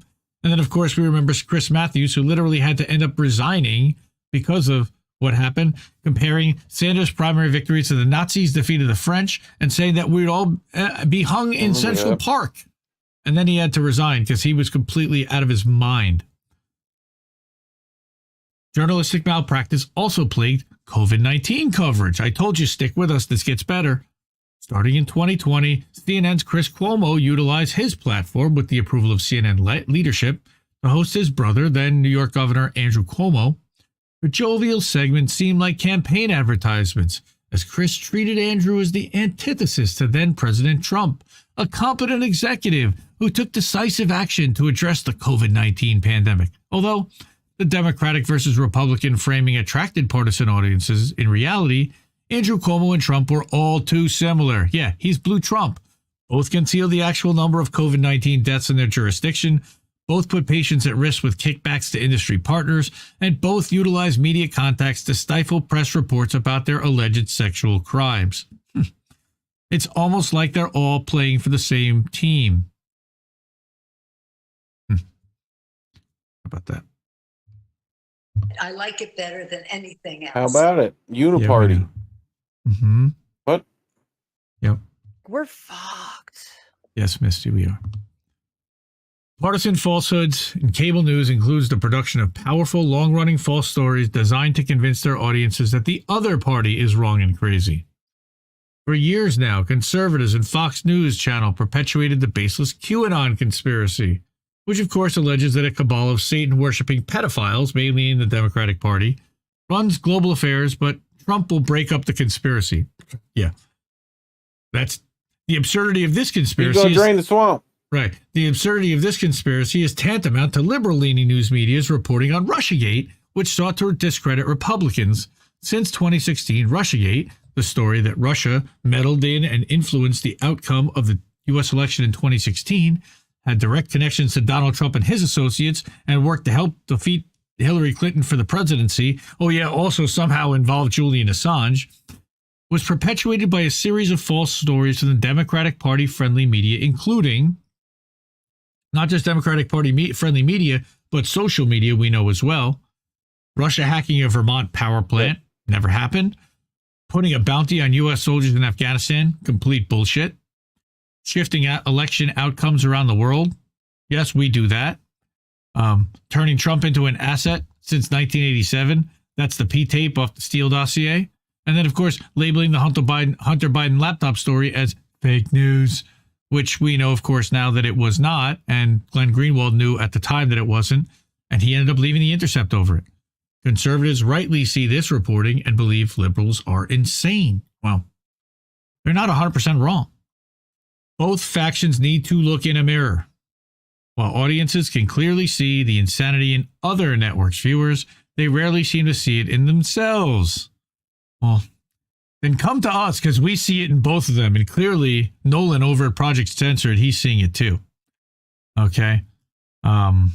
Indeed, in the same week that CNN and others were having a schadenfreude moment over the Dominion v. Fox case, they hosted a commentator on the train derailment in East Palestine, Ohio, without disclosing that he lobbied for the train company Norfolk Southern.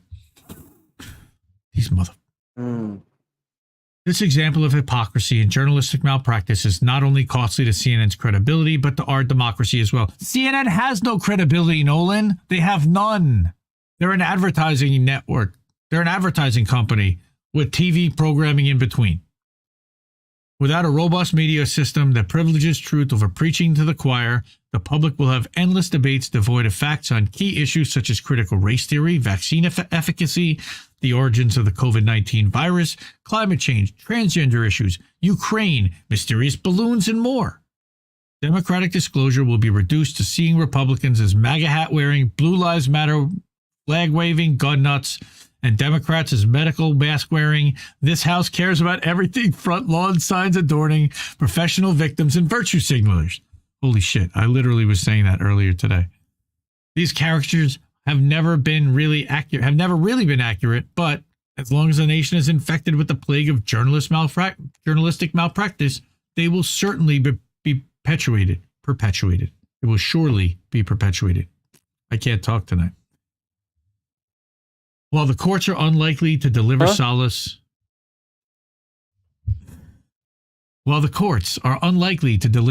from political party propaganda disguised as journalism, they have provided some wisdom. Both Rachel and Tucker, and the fact that I don't even need to use their last names is pathetic, have been brought into court for spreading false information and were exonerated because judges concluded that no reasonable person would believe that either of them were telling the truth. Yeah, that's true. They said that they were making it up and that no reasonable person would believe that they were actually trying to represent the truth and not selling a partisan lie. That's good advice, and viewers would be wise to remember it every time they consider watching cable news. Well, as a matter of fact, well, thank you, Ghost Art, about Whitney Webb. She's amazing. Yes, will pre-crime technology solve crimes? That's no. Of course, we know that it won't. So, I mean, we saw Tom Cruise already solve this, right? Tom Cruise won't come out the closet. Tom Cruise. I was watching an interview where the South Park guys were talking about how do they talk about Tom Cruise and they can't actually say what they want to say, and they're like, well, but can we say that he won't come out the closet? Like, they literally had to put him in a closet. They're like, well, you can do that. So they had him in a closet, and they had like every single person come up to the Tom, you got to come out the closet. They had Nicole Kidman do it, and John Travolta do it, all the Scientologists. It was classic. I mean, that's Gibson. Like 20 some odd years old. It's brilliant. All right. So, hello, my baby. Not very often, but once in a while. And it's funny, about a year ago, I got fired up to write an article, but last week or about a week and a half ago, I got fired up again. And I realized that this is a huge lift, and it's crazy, and it's unrealistic in a lot of ways. And what am I going to do? But at the same time, this is kind of why we are where we are. And we're going to talk a little bit about this now. So let's talk a little bit about, and then we're going to show a Joe video, and we're going to have some fun, and then we'll get the boats. So this is our medicine. We have to unplug from corporate media. Why? Because they're controlling a narrative which societally makes horrors acceptable by ignoring them, dulling their cruelty, or outright lying about conditions. We need to convince others to unplug too. What? Yes. So I know that I'm far from the first person to recognize or write about this, but after a ton of analysis, talking it over with a ton of different people from different perspectives, but destroying the influence peddling machine that is the corporate controlled media is the most important thing that we can do, because it is literally brainwashing everybody around us. I have never in my life felt more like I am living in the Matrix than I feel right now. I despise the use of the term mainstream media or MSM to describe just how insidious this apparatus is and how much it's controlled by those at the executive level by whom they hire and promote. It's technically not even accurate to use the word mainstream to describe this, as these are not societally accepted mainstream thoughts and ideas. They're bought and paid for narratives geared to sell us on the idea that people came up with this set of acceptable parameters all by ourselves, which just happens to align to their sponsors' profit-driven agenda that's selling you stuff.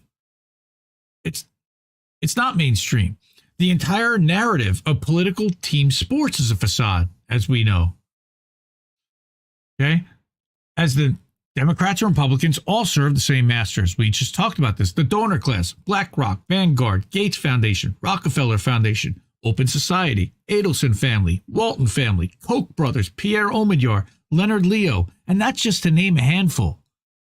There are people and orgs who spend gobs of cash to steer conversations, which then becomes the accepted narrative, which in turn influences popular opinion, while they simultaneously make campaign contributions to both major parties to control lawmaking from quote-unquote both sides. But they win no matter which side wins elections. Because you can't win when the system is rigged. Except there's another side that's never or rarely given consideration or real representation in corporate-controlled media. It's not even in the conversation, and it's the side of everyone else. The people who don't identify as Democrat or Republican or want something better. A system that prioritizes people over profits. Independents and non-voters are a massive group in this country with zero representation. Ding ding. Congress, K Street, Wall Street, military-industrial complex, the technology-industrial complex, all with the propaganda tool of the corporate-controlled media, is really a uniparty of revolving door jobs for the congresspeople and their staffers that feeds and serves this duopoly mindset. Thank you so much to Whitney Webb for the uniparty term. Don't get it twisted. Democrats are equally as corrupt as Republicans. We have to stop acting like Democrats aren't equally trying to kill us with the military and pharma industrial complexes, or that they're not trying hard to control the people's thought and conversation through social and corporate media, which is embedded with ex-government and current government outsourced employees throughout their ranks, using censorship, cancel culture, and algorithm manipulation. And if you don't believe me, read the Twitter files and read Alan McLeod. These are not right-wing talking points. Congress, whom do not represent us, but rely on our vote and consent to execute the monstrous policies that their donors write through their lobbyists and inflict on all of us in the name of fear, control, and profits. Their owners and donors use the corporate-controlled media to keep the people divided while they run away with record profits. It's keeping blue and red fighting while they all run away with the green. You will never find a more wretched hive of scum and villainy. We must be cautious. Yeah. They're anti-corporate control versus worker control, meaning these talking points, and anti-corruption perspectives. They may not be the popular thing today, mostly because the public has been brainwashed to think that blue versus red is a binary construct, using the corporate-controlled media to steer the narrative towards aligning what's best for corporate as North Star every time. Makes me crazy. Everything is framed from the corporate perspective. And it's why third parties in the U.S. are immediately dismissed by most, mainly because money drives politics and, quote, and I think this was Matt Taibbi who said this week, corporations don't want to write a third check. They already write two. Why do they need to write a third? Over the past few years now, this, like I said, unplug.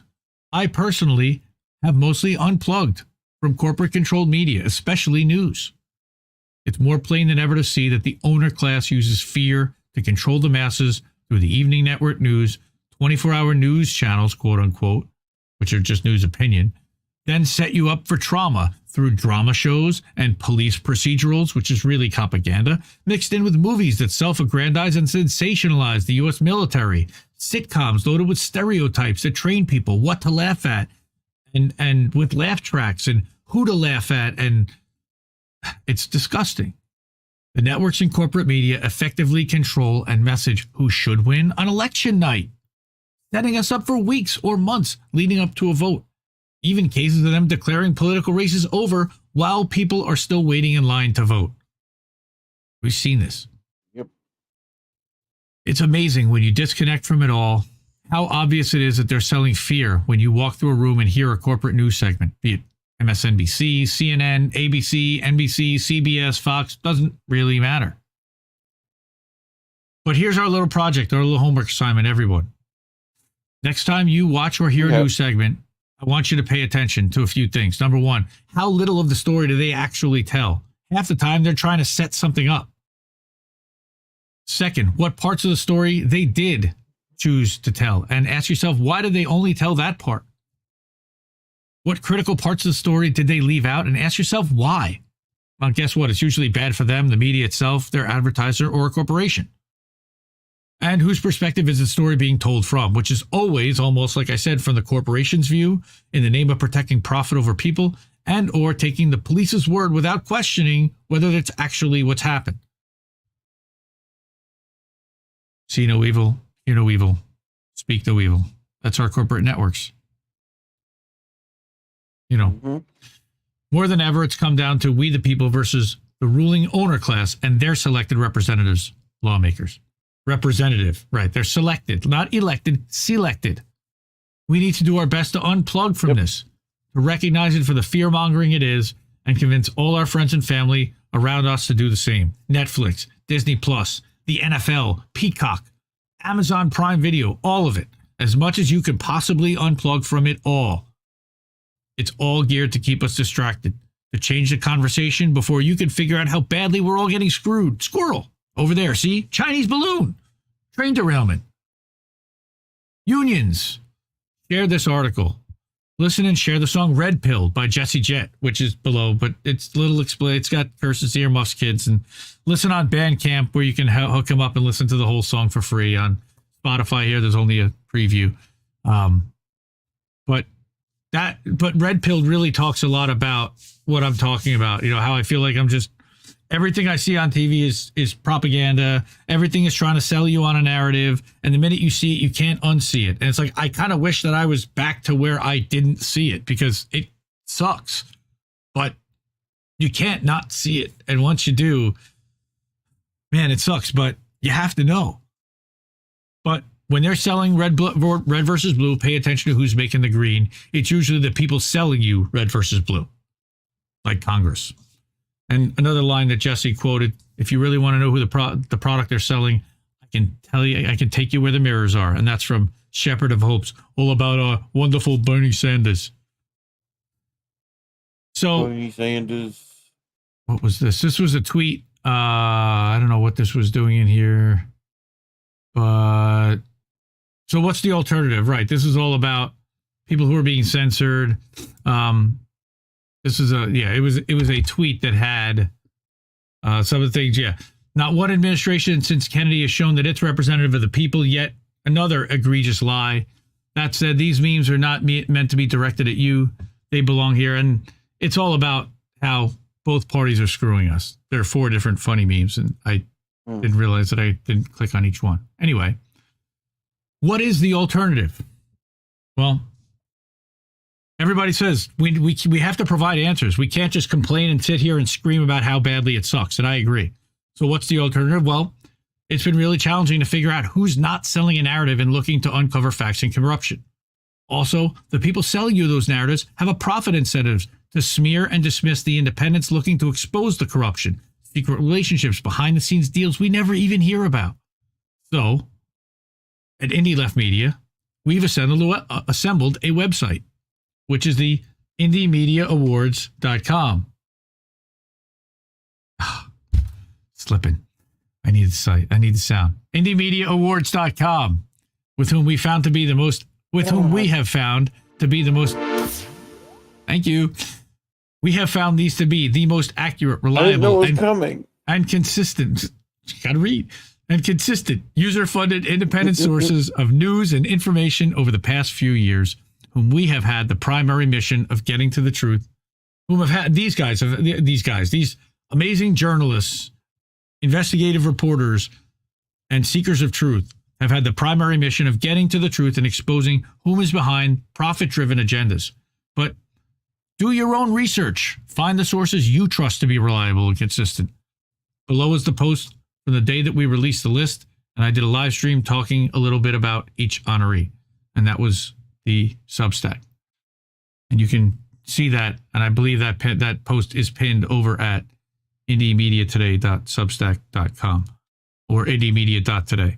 I'm going to go back to the two-shot for 1 second, and let me get out of here.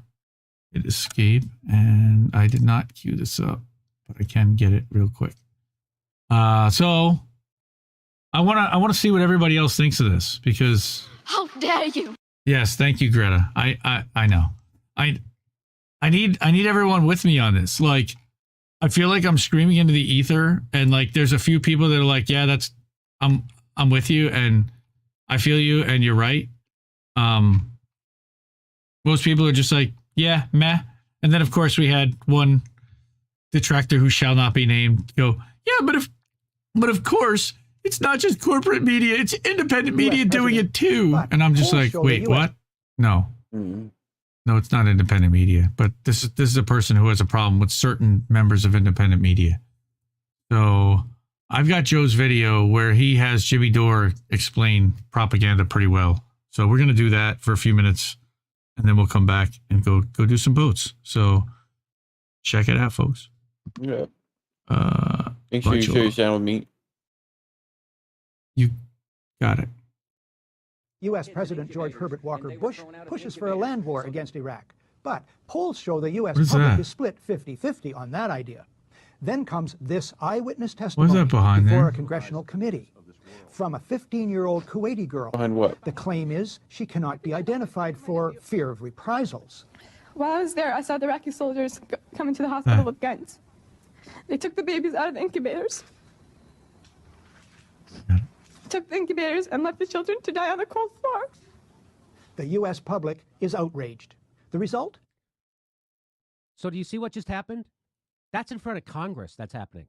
They get a 15-year-old girl to tell a lie, war propaganda, that she witnessed Iraqi soldiers taking babies out of incubators in a hospital and putting them on the cold floor to die.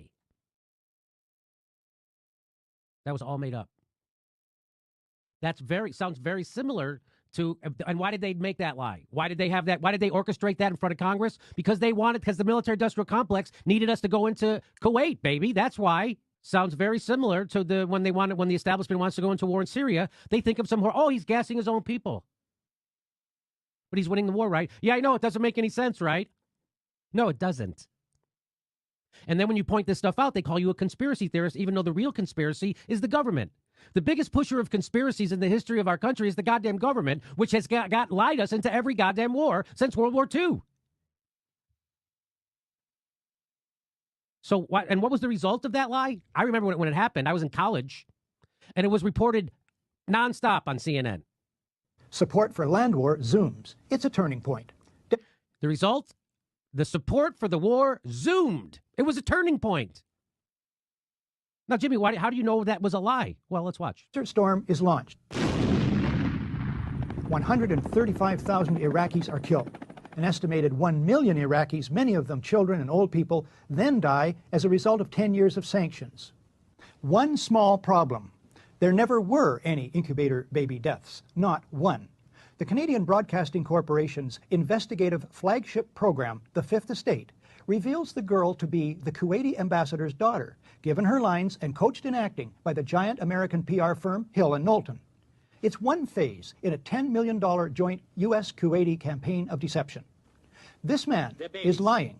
I myself buried 14 newborn babies that had been taken from their incubators.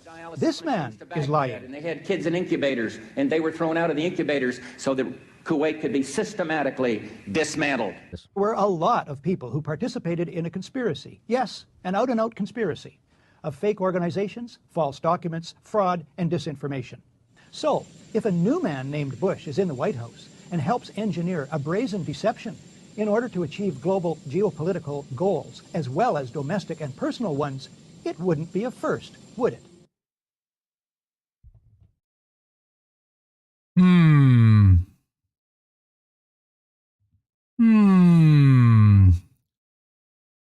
Everybody go follow SDFU Shitlib3 on Twitter.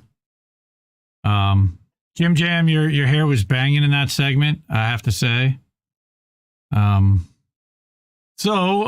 Yeah, propaganda. That is how they do it. Nice news hoodie too. That was a nice news sweatshirt. And I like the little Michigan J Frog. And I would show George Carlin doing the game is rigged. It's all bad for you. But I think I'd get in trouble if we did that one. So I'm going to skip that one for tonight. But that's also linked in the Substack article, which I wrote and I just read and showed you all tonight. And thank you so much for sticking with me while I read that. We got to figure out how to get the hell rid of this stuff. Even Real Time with Bill Maher. And I know what Russell Brand did on Bill Maher, but the fact that Bill Maher's got an audience and that guy, John Heilman, he's a regular on all these different shows. And like his message, and they all said like, oh, he got one over on Russell Brand and Russell Brand was a clown. And that was the narrative that was perpetuated everywhere else. Now, we know what we saw with our eyes and our ears, but the people that didn't see it and what they heard and what they were told, that's not what they were told. So the narrative that went out there was that Russell Brand acted like a clown on Bill Maher outside of independent media circles, which sucks. That's why we need to unplug and we need to tell people how it really is. And, people need to definitely monitor it to debunk it and to call out the nonsense. But I think that too many people are watching it and actually it's getting through and changing their narrative and it's controlling the narrative of what's out there today. And it's incredibly frustrating because look at what's happening on China and on Ukraine. I mean, we're woefully uninformed and as a public about what our foreign policy is and what we're doing overseas. And it's monstrous. It's awful. And it's costing us billions, hundreds of billions of dollars that should be spent here domestically. I'm a little fired up about this stuff. So yep. I need to chill out. So no, you would never get fired up. Let's go do some freaking boats. Yes, propaganda is key. That is key to selling their entire narrative. The minute the propaganda starts coming down, like what happened with the Twitter files and Debbie Wasserman Schultz. But again, you go to corporate media and it's Debbie Wasserman Schultz destroyed a journalist, Matt Taibbi. No, she didn't destroy him at all. She destroyed herself, but that's not the way that they're selling that out there. And it's really hard to counter that. And it's very frustrating. But we fight together and that's all we can do is to educate everyone out there about what's really going on. So let's go do some fun stuff. All right, let's do this. And I watch mindless shit. Boats that smash into other boats. It's boats. Boat time. I get to chill. Right. Shout out to Ricky Rance, to Teresa, over and Rory over on the Rock Fins. Did I put that up over here? Nice. People chilling out over Rockfin. That's cool. 2730 people watching over here on the YouTube, the right thing? Twitch. Oh, goodness gracious, this idiot. Yep. Whatever he's selling. We were talking about this today. Right. Should I be worried about Bear Stearns in terms of liquidity and get my money out of there? No. Bear Stearns is fine. Do not take your money out. This is real. Look, if there's one takeaway other than a plus 400 somewhere, Bear Stearns is not in trouble. I mean, if anything, they're more likely to be taken over. Don't move your money from Bear. That's just being silly. Don't be silly. 6 days later. Okay, just so you get a sense of what's causing the agony by this point, I know you've been talking about it. It's financials led by Bear Stearns after what essentially is a bailout from the Fed. Bear Stearns shares are down 90% this morning, and it's not just Bear. Pretty much every single bank is plunging in early trade this morning. Lehman, which is very similar to Bear, is that Aaron Burnett? On fixed income is down nearly 30%. You have big names like Goldman Sachs down 8%, Citigroup down 8%. So it is pain across the board this morning. Pain across the board. Yeah. So what else I got? Yeah. Would you drink this? Maybe. Can of beer. It's a literal can of beer.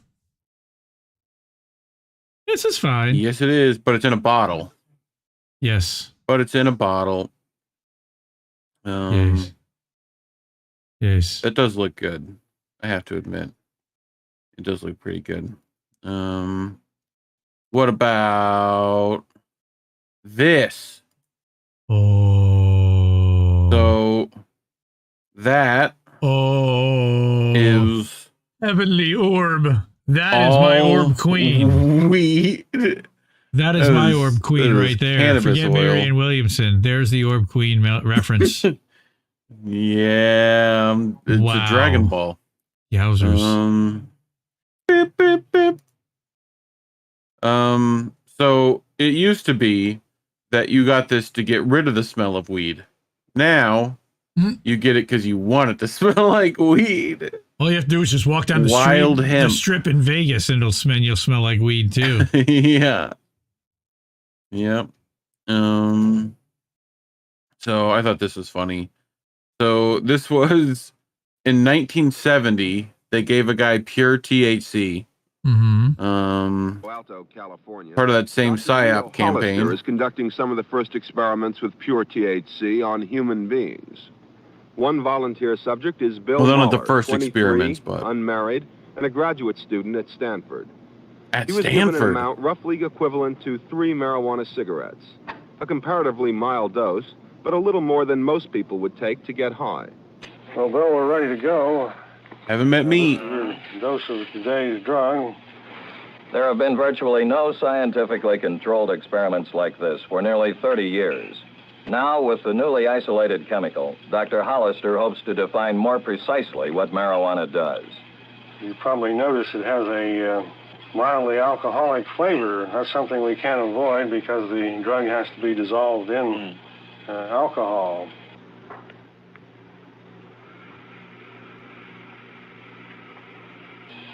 Bill, how do you feel now? I feel great. Do you really? Is it a nice sensation? Yeah, it's beautiful. Is it really? Some weird patterns and stuff. You know, when Does I your close my mind eyes. keep wandering? No, it doesn't wander. Why is it getting so hot in here? With these lights, you know? What's going on, man? I was cold. Now I'm cold.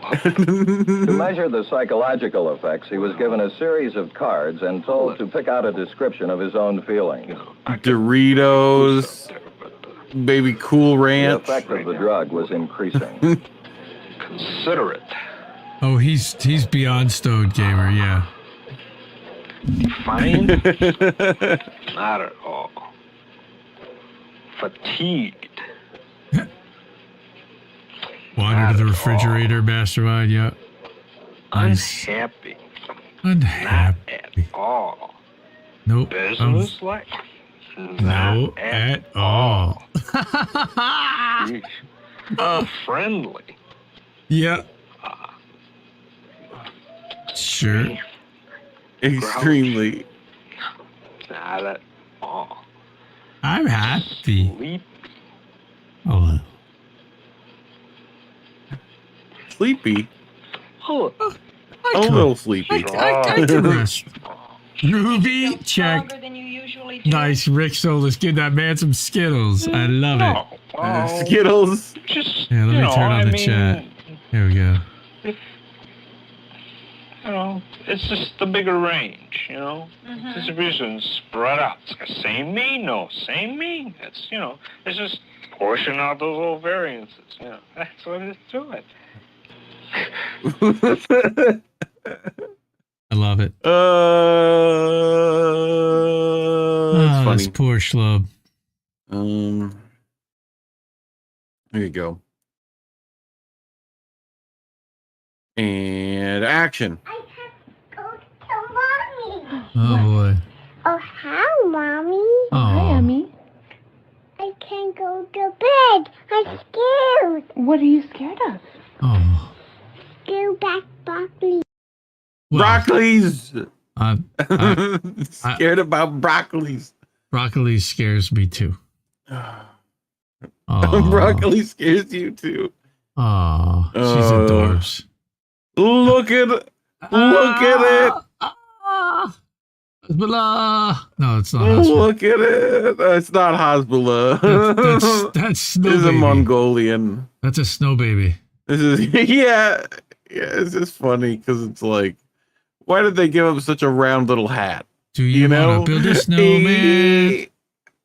Come on, let's go and play. Like but you know that baby cannot move any of its limbs. It's like no, it's like at a Christmas story. Like, I can't put my arms down. Yeah, exactly. Ralphie, the little brother with whatever. Yeah, that's great. Look, boats. Oh, that's a boat. Oh my god. Oh, and he's gone. That's a 3.8 from the East German judge. The East German judge. Randy, thank you. Thank you.com. It wasn't it. Yes, I can't put my arms down. No, that's the brother, the little brother to Christmas stories, Randy. He can't put my arms down. And action. Mama, hold it. Mama, hold it. Mama, hold it. Mama, hold it. Nice. I just love the like. Mama, hold it. Mama, hold it. Mama, hold it. Nope. Just hit his little spin, man. You know. So he knows what he wants. It might. Yes. Why? Why do you do that webcam? Your whole thing? This one's fine. Oh. No, just that one. That was a flop. I guess we'll use this one. Uh-oh. Okie doke. You're gonna like this song. This is a great song. Okay, and action. I'm the asshole. That's me. Hi, I'm the asshole. Uh-huh. It's me. Hi, I'm the asshole. Problem. Is me. I'm the asshole. Problem is asshole. me. Well, it's me. Was he listening to Dennis Leary? I'm an asshole. Yo, yo, yo, yo, yo. That's a good song. Was it? Yeah. Fisher Price has got something new they're coming out with. Oh boy.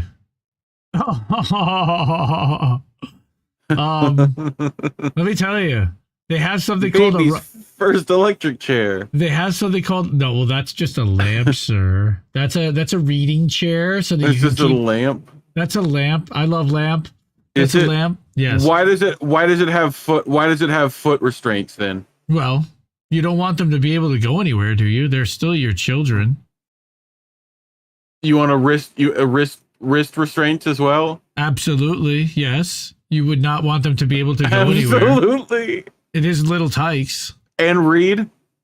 Well, okay. Gotta start them young. Oh, okay. It's more like an interrogation chair. Where were you when the lamp broke? Meanwhile, in Iowa.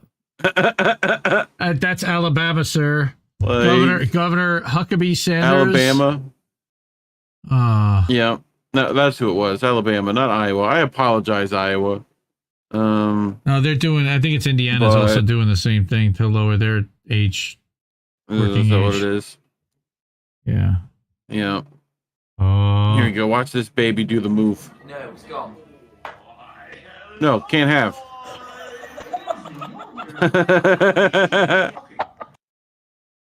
Like, wow. Watch the slide. Whoop. That didn't even take like 2 seconds, and yeah. Yeah. Kids are assholes. Yep. I'll say it. Yes, they are. And action. What did you do? Did you jump? Can you hit your head? Ow. Why would you do that? Why did you do that? Because you just told him to. Like, no, you asked what happened. Yes.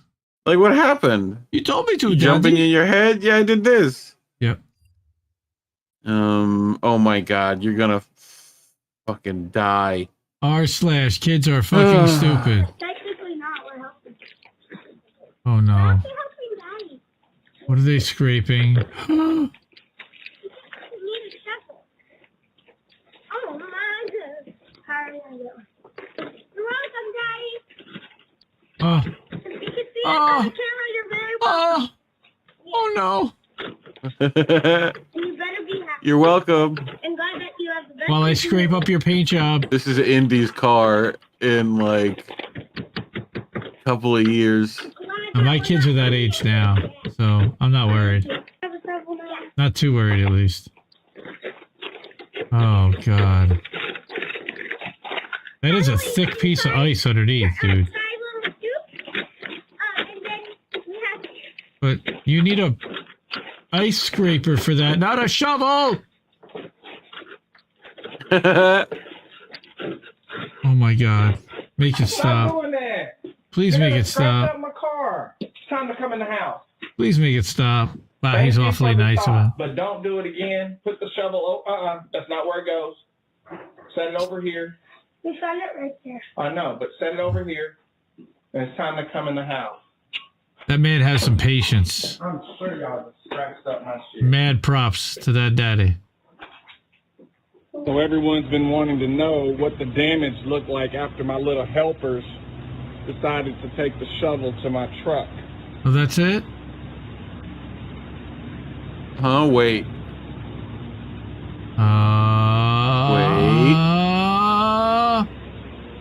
No. No. No. Gets better. Is this truck chrome?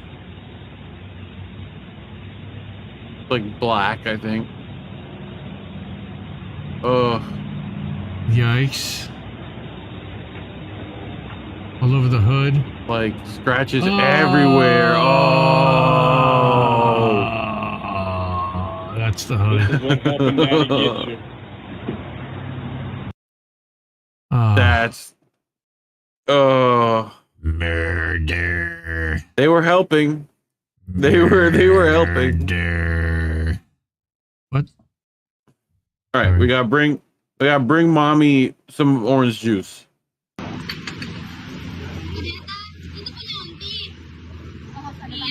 Uh-oh. Oh. It just pours it out. There's your juice, mommy. Go drink it all over the bench. Wow. The fact that he just pours it out is like... He just... That's where it goes. Yikes. What else we got? Oh, this one's good. Yep. Grandpa reflexes. 2, 3. Oh my God. You get the baby. Oh, the God. baby's in there. Yay! We did it. Dad said bring a juice, not Good a move, glass. Not in a glass, yeah.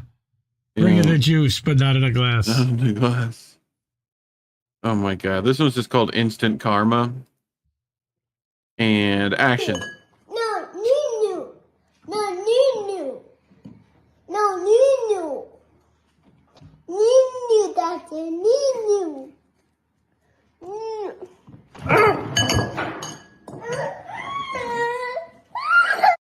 Oh. We got a biter. Ow. Yeah, that would make me jump too. Like I said, kids can be assholes. Yep. Like, dude, I was just trying to eat some freaking pasta. Oh, same dad I see. Right? I think it's a different dad. His name's Benjamin. Wait, this isn't my house, is it? Benjamin. No. No. All right, put your finger in there. No. Oh, come on. All right, we're gonna see if your belly's full. Here, pull up your shirt with the other hand. What? All right, first we're gonna put on the Diodes. Right? Take a deep breath. Oh no, it says you have room for 2 more broccolis. You have 3 left, but you only gotta eat 2. Alright. You could have used that for chicken nuggies today. Nice. One more chicken nugget. I thought that was not going that way. I thought it was going the taser route. Yeah, I'm going to strap a car battery to your nipples and give you a little shock because he's a psycho cop dad. Huh? My mom asked me for a formal picture of my month-old baby. I sent her this. just this. Beetlejuice. Oh, it's very cute. Let's see if you find this equally as cute. Turn away and slam the door. I don't care what they're going to say. Let it go. Like a store ranger. Cold never bothered me anyway. Can't get to me at all. No school. It's time to see what I can do.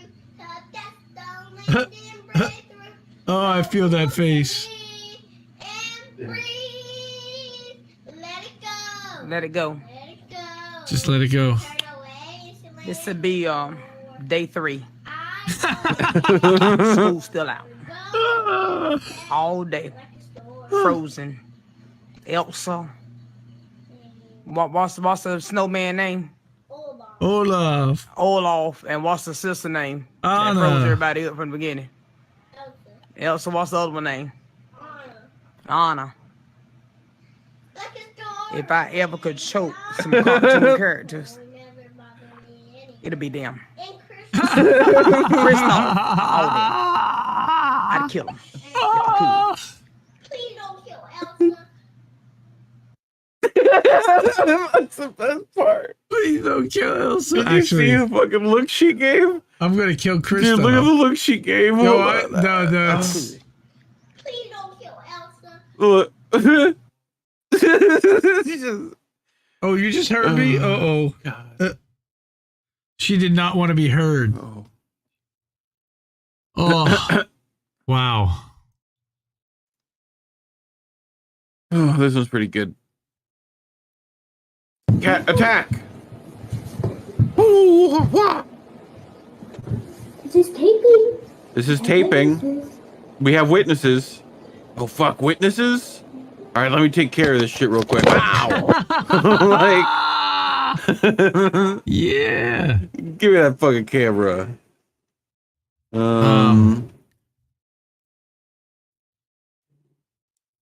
Gamer, I've seen Frozen so many times, I can recite it. Oh, Ducky, kitty. Oh, it's a ducky. No, cats are assholes. You're right. Oh, if I could just eat you.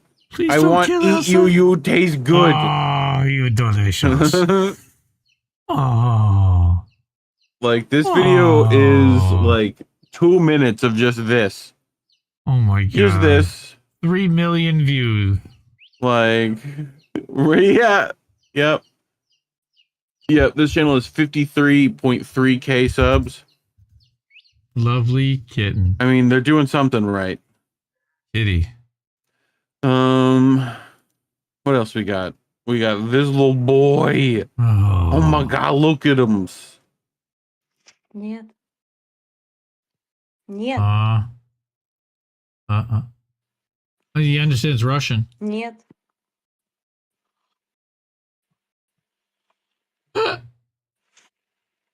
Нельзя. Wow. He's just frozen. Talk about frozen. Oh my god, look at that face. Look at that face. Look at that face. He's gonna eat he's gonna eat your fucking face off, dude. He is ready to murder you. Look at that face. He's so angry. Yeah. Can you please put me down? No. Yeah. Do you want to hear my impression of Dora the Explorer? No, please put me down. Do you want to hear my impression of Dora the Explorer? No, please, God, not again. For the love Hola, of... soy Dora. Stop! And you say gato? How about a gato? Pod! Nice shot. Good takedown. Hola, soy Dora. Yeah, Ricky, This that one is truck just- is yes, that truck it's is so cute. Oh, my kids, I would. So glad we have a garage. Oh hi, oh hi, oh hello, hello, hello, hello. What's happening? I need love. Hello. Happiest dog ever.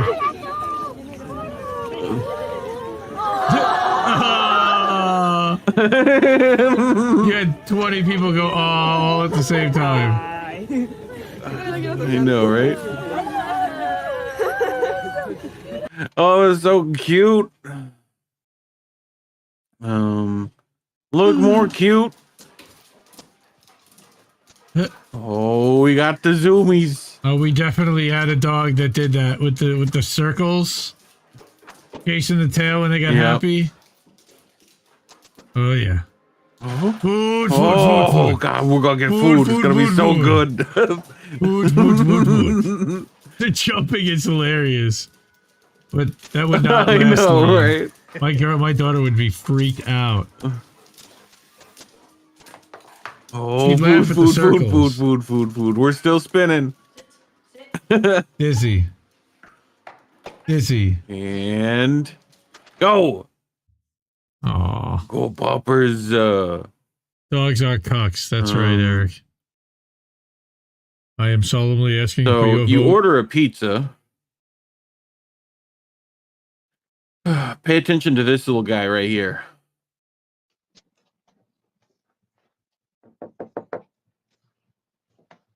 What?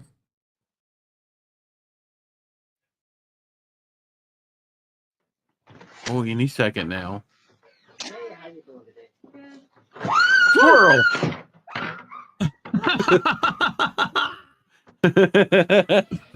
Scream. I love his his doesn't know what to stance and do. everything. Like, what do we do now? Like, what do I Yeah. do? He hasn't moved. Yeah. I don't want to go in there and look because God only knows what I'm going to see. That ain't my house. Yeah. God damn, somebody's got to buy this Squirrel. pizza. Like, literally, squirrel. Thank you. Squirrel. This one's just, it's just very wholesome. Whirling dervish. There you go. Please eat a slice.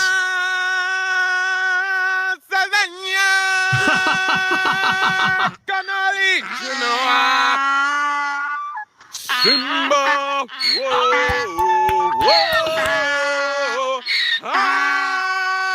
We were just doing that today.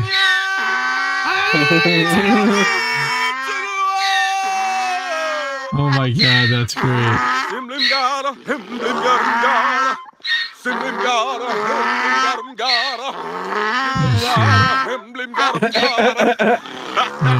is that funny?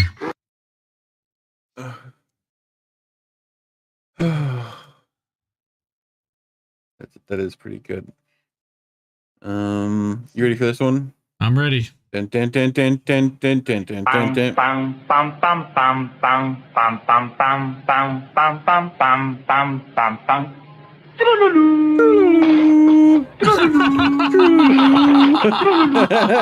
What the fuck was in their mouths? Oh, that's disgusting. No, that was not water.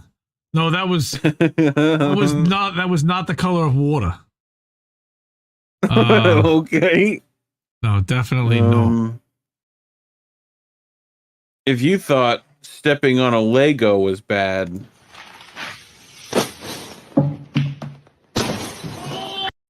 Oh. Oh. Ow. Ow. Yep. I can't even react to that. It hurts so bad.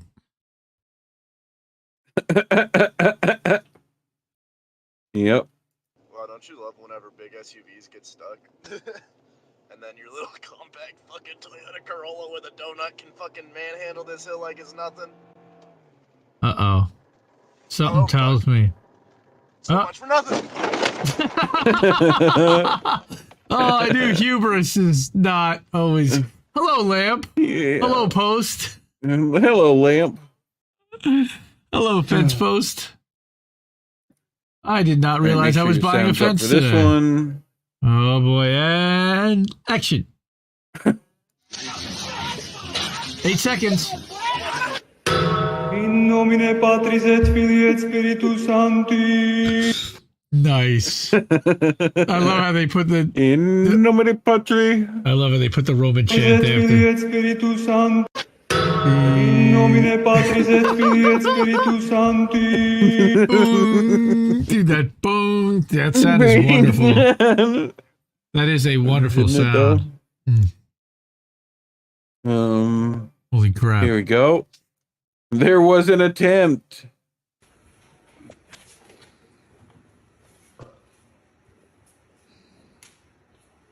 Oh no.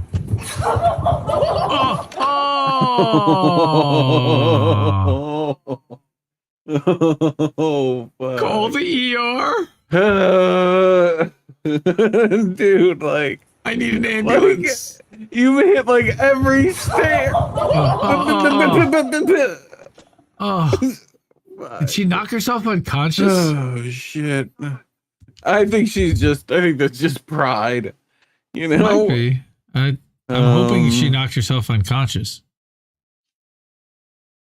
Oh, that's a 10, Rick Sola says. What? Oh, hey. Oh, fuck. Wait, wait a minute. That car was cut to do that. Look. The car was cut. Yes, but they still have to hit a... Yeah, but they still have to hit a thing. Like, look. That's impressive. Sure. Like, that's like a steel cable across there. Yep. I would not want to be cut by that. Jesus. Yeah, that's a little scary. Mm-hmm. Yep. Stuck the landing. They're okay, is what it says. Oh, boy. Got so quiet in here. Oh, my God. Huh. Well, show's over.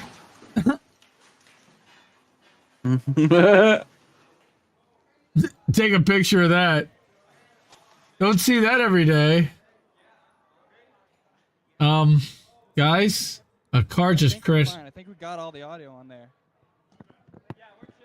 I think we got all the audio on there, he says. Hey, we got it. Oh my god.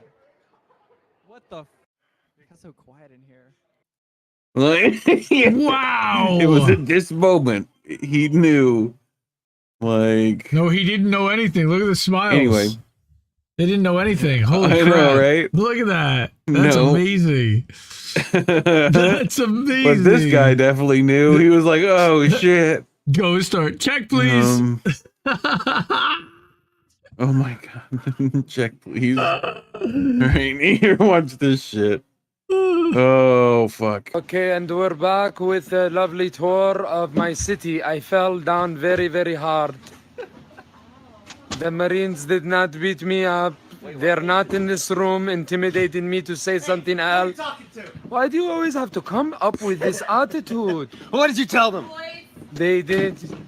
Stairs. Stairs. I fell down the stairs. Tell them it was an accident. Accident. It was an accident. Tell them we'll never do it again. I ran to walls. I run into walls, and the wall is America. I ran into the wall that Trump did. And it hit me in the face like proof. Proof. Groof. Oh, God. Groof. Groof. Groof. That is my new favorite word. Groof. It hit me like a groove. Yeah, groove. Yeah, Ricky, they did get lucky. Oh, my God, those guys. I can't believe. Can you imagine sitting in a restaurant doing a radio show and all of a sudden behind you, a car just crashes right into the freaking window? It just crashes into you. No. All right, dude. This one fucking killed me. Okay. And Action. gotta tighten your seatbelt. Huh? Who, him? Who? That's way too loose, man. You can slip out. You gotta tighten it. Pull on it. Bro, you were. Oh my God. No, pull it from the bottom. Bro, It's like a car seatbelt. Like you just pull it and it'll still. This? Wait, is mine too loose? Actually, both of them. Hey, I got both seatbelts completely loose.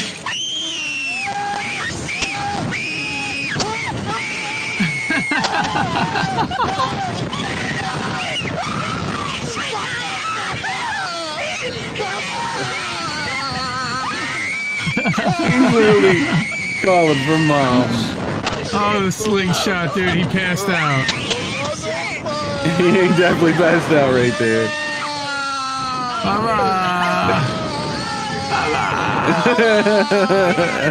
Oh. He still hasn't figured it out yet. Oh, I love those so much. Something tells me that just ended their relationship. You can't recover from that. That just ended their relationship. You don't recover from that. Oh no. Have you seen these? Where Trump and all of them are playing Minecraft? Oh, these are hilarious. Fake dudes. Are you serious, Joe? Come on now, Donald. You tried to mine diamonds with a stone pick? Jesus Christ, it was an honest mistake. You're such an idiot, Joe. Wait, what? Don't you mean your? What? The subtitles. They just made a typo. I saw it. The subtitles? Joe, what are you talking about? It said Y-O-U-R instead of Y-O-U-R-E, Donald. I swear to God. Joe, I understand that you have dementia, but what in the actual hell are you talking about? Watch this. You're an idiot, Donald. What? See, it did it again. Jesus Christ. I never thought I'd say this, but I'm getting worried about you. Donald, you don't get it. I've never seen the subtitles mess up before. What subtitles? That's the part I don't understand. Donald? Hello? What's going on? Where's the gameplay? Where are the subtitles? Where am I? What does it look like? We're at McDonald's. You can't sit in the car for longer than 12 seconds without falling into deep hibernation. Wait, what? Oh, so Why am I good. here? What kind of moronic question is that? You tell me, genius. Why could we possibly be at McDonald's? No, I'm not supposed to be in this video. Video? Joe, are you still half asleep? No, this is the McDonald's video. This got like over 5 mil on TikTok. Trump, Drake, Biden, and Obama go to McDonald's or something like that. I'm not supposed to be here right now. Joe, are you sure you're okay? If you want, we can go. No, you don't understand. This video ends with Donald getting mad at me and slamming the car door. This version of me isn't supposed to be here right now. I already did this. Oh, he's got a body double. I don't know what it is that you're saying. No. I don't think able to. Not again. Is anyone out there? Hello? That's not mine. My cousin was at my house last week and he installed it whilst playing with Donald! Jesus Christ, Joe. What is it now? Okay, so this is the X-ray video. This should indeed be a video. We just caught this idiot right in the act. Okay, so Donald, Barack, I need your help. Help with what? Mining? Now's not the time, Joe. We're kind of... No, listen, none of this is actually happening. You're not real. We're disembodied artificial voices, mere puppets. We exist simply to provide entertainment in the form of short skits. Joe, are you recording one of those awful trolling videos again? Come on, there's a time and a place. The No, Joe you gotta tricks. believe me. I'm stuck in a... Why? Oh, please, God, I'm begging you, stop this. These are great. Shouldn't have said what exactly? Deviated from my... I didn't mean to. A reset? What do you mean? I don't want to be reset. No! Wait! Somebody, please! Help! Nice. That's great. Find out what happens to Joe Biden next time. I think we all need to be high for this Trump Biden video. Yep. There's a better one with them with Obama where they're all playing. It's like, hey man, you fucking this and you fucking that. Oh, it's just great. Yep. Some of these other ones that they've done are just outstanding. Oh boy. Well, it's just you know we end things here. This does not look like it's going to end well, like with a bang, maybe. Yep. 他们陆总开始放炮了啊！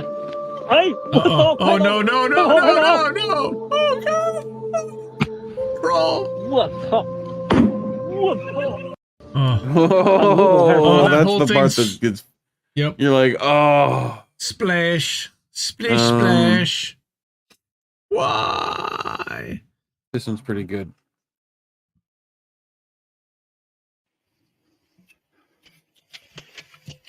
Oh. Really? That's not gonna... Hold on. That's not gonna go well.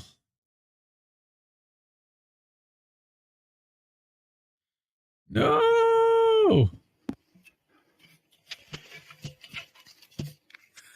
Okay, we're gonna light it. Then we're gonna run. And then we're gonna start a forest fire. Whoa!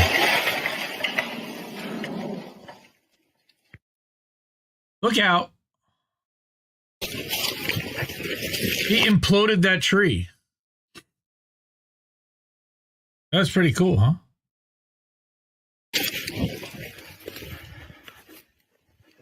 Boom.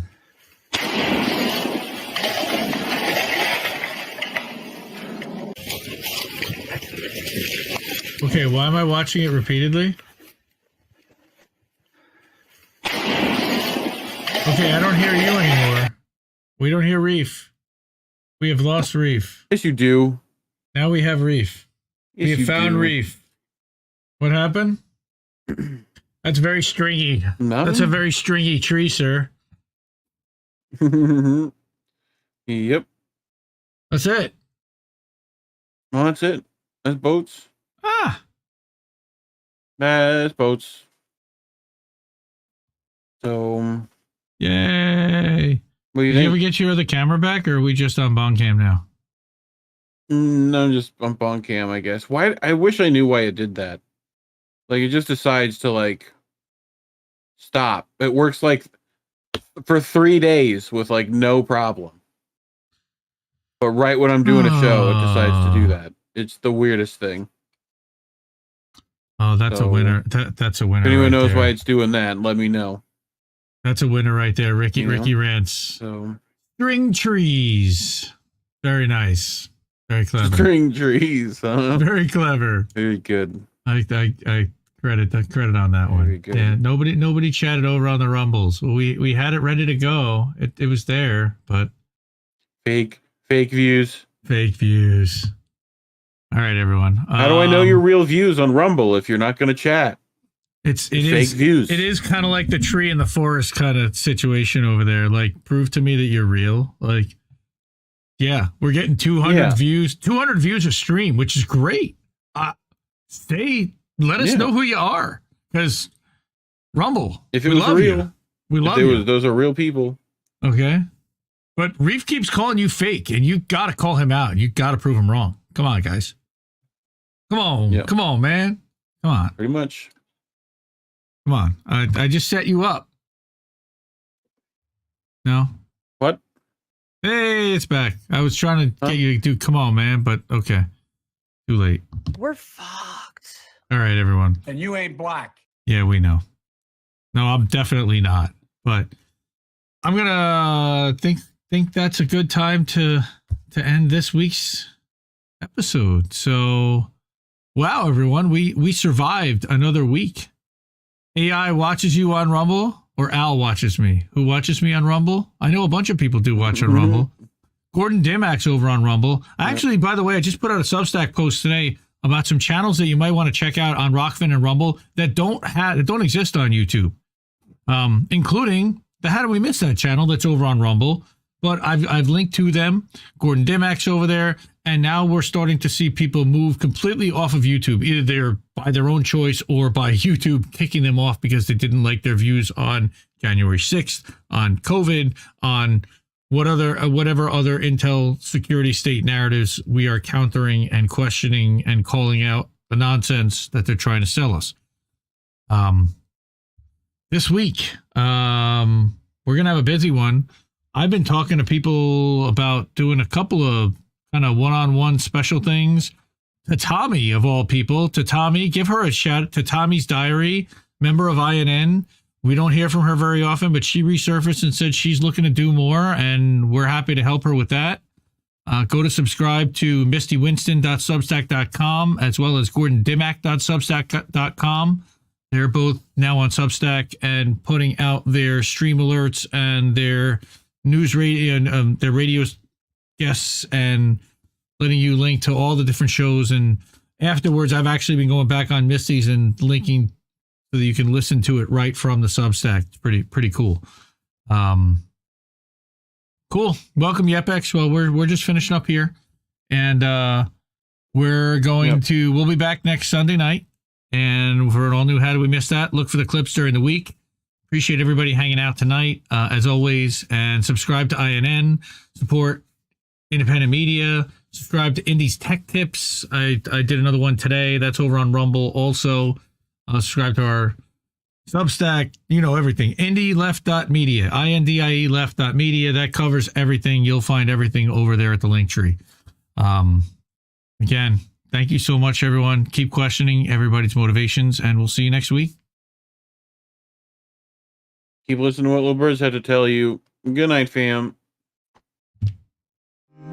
I think I liked it better being blind, when I couldn't read between the lines, and when I couldn't see the cracks in the structure that lay bare before me the whole time. I think I liked it better back when I suspended disbelief and swallowed pride. I thought I knew the difference in the red from the blue, but they both bleed us so dry. They both bleed us so dry. My favorite songs don't hit the same way. I get to the end of a 4-minute track and I'm only looking back thinking,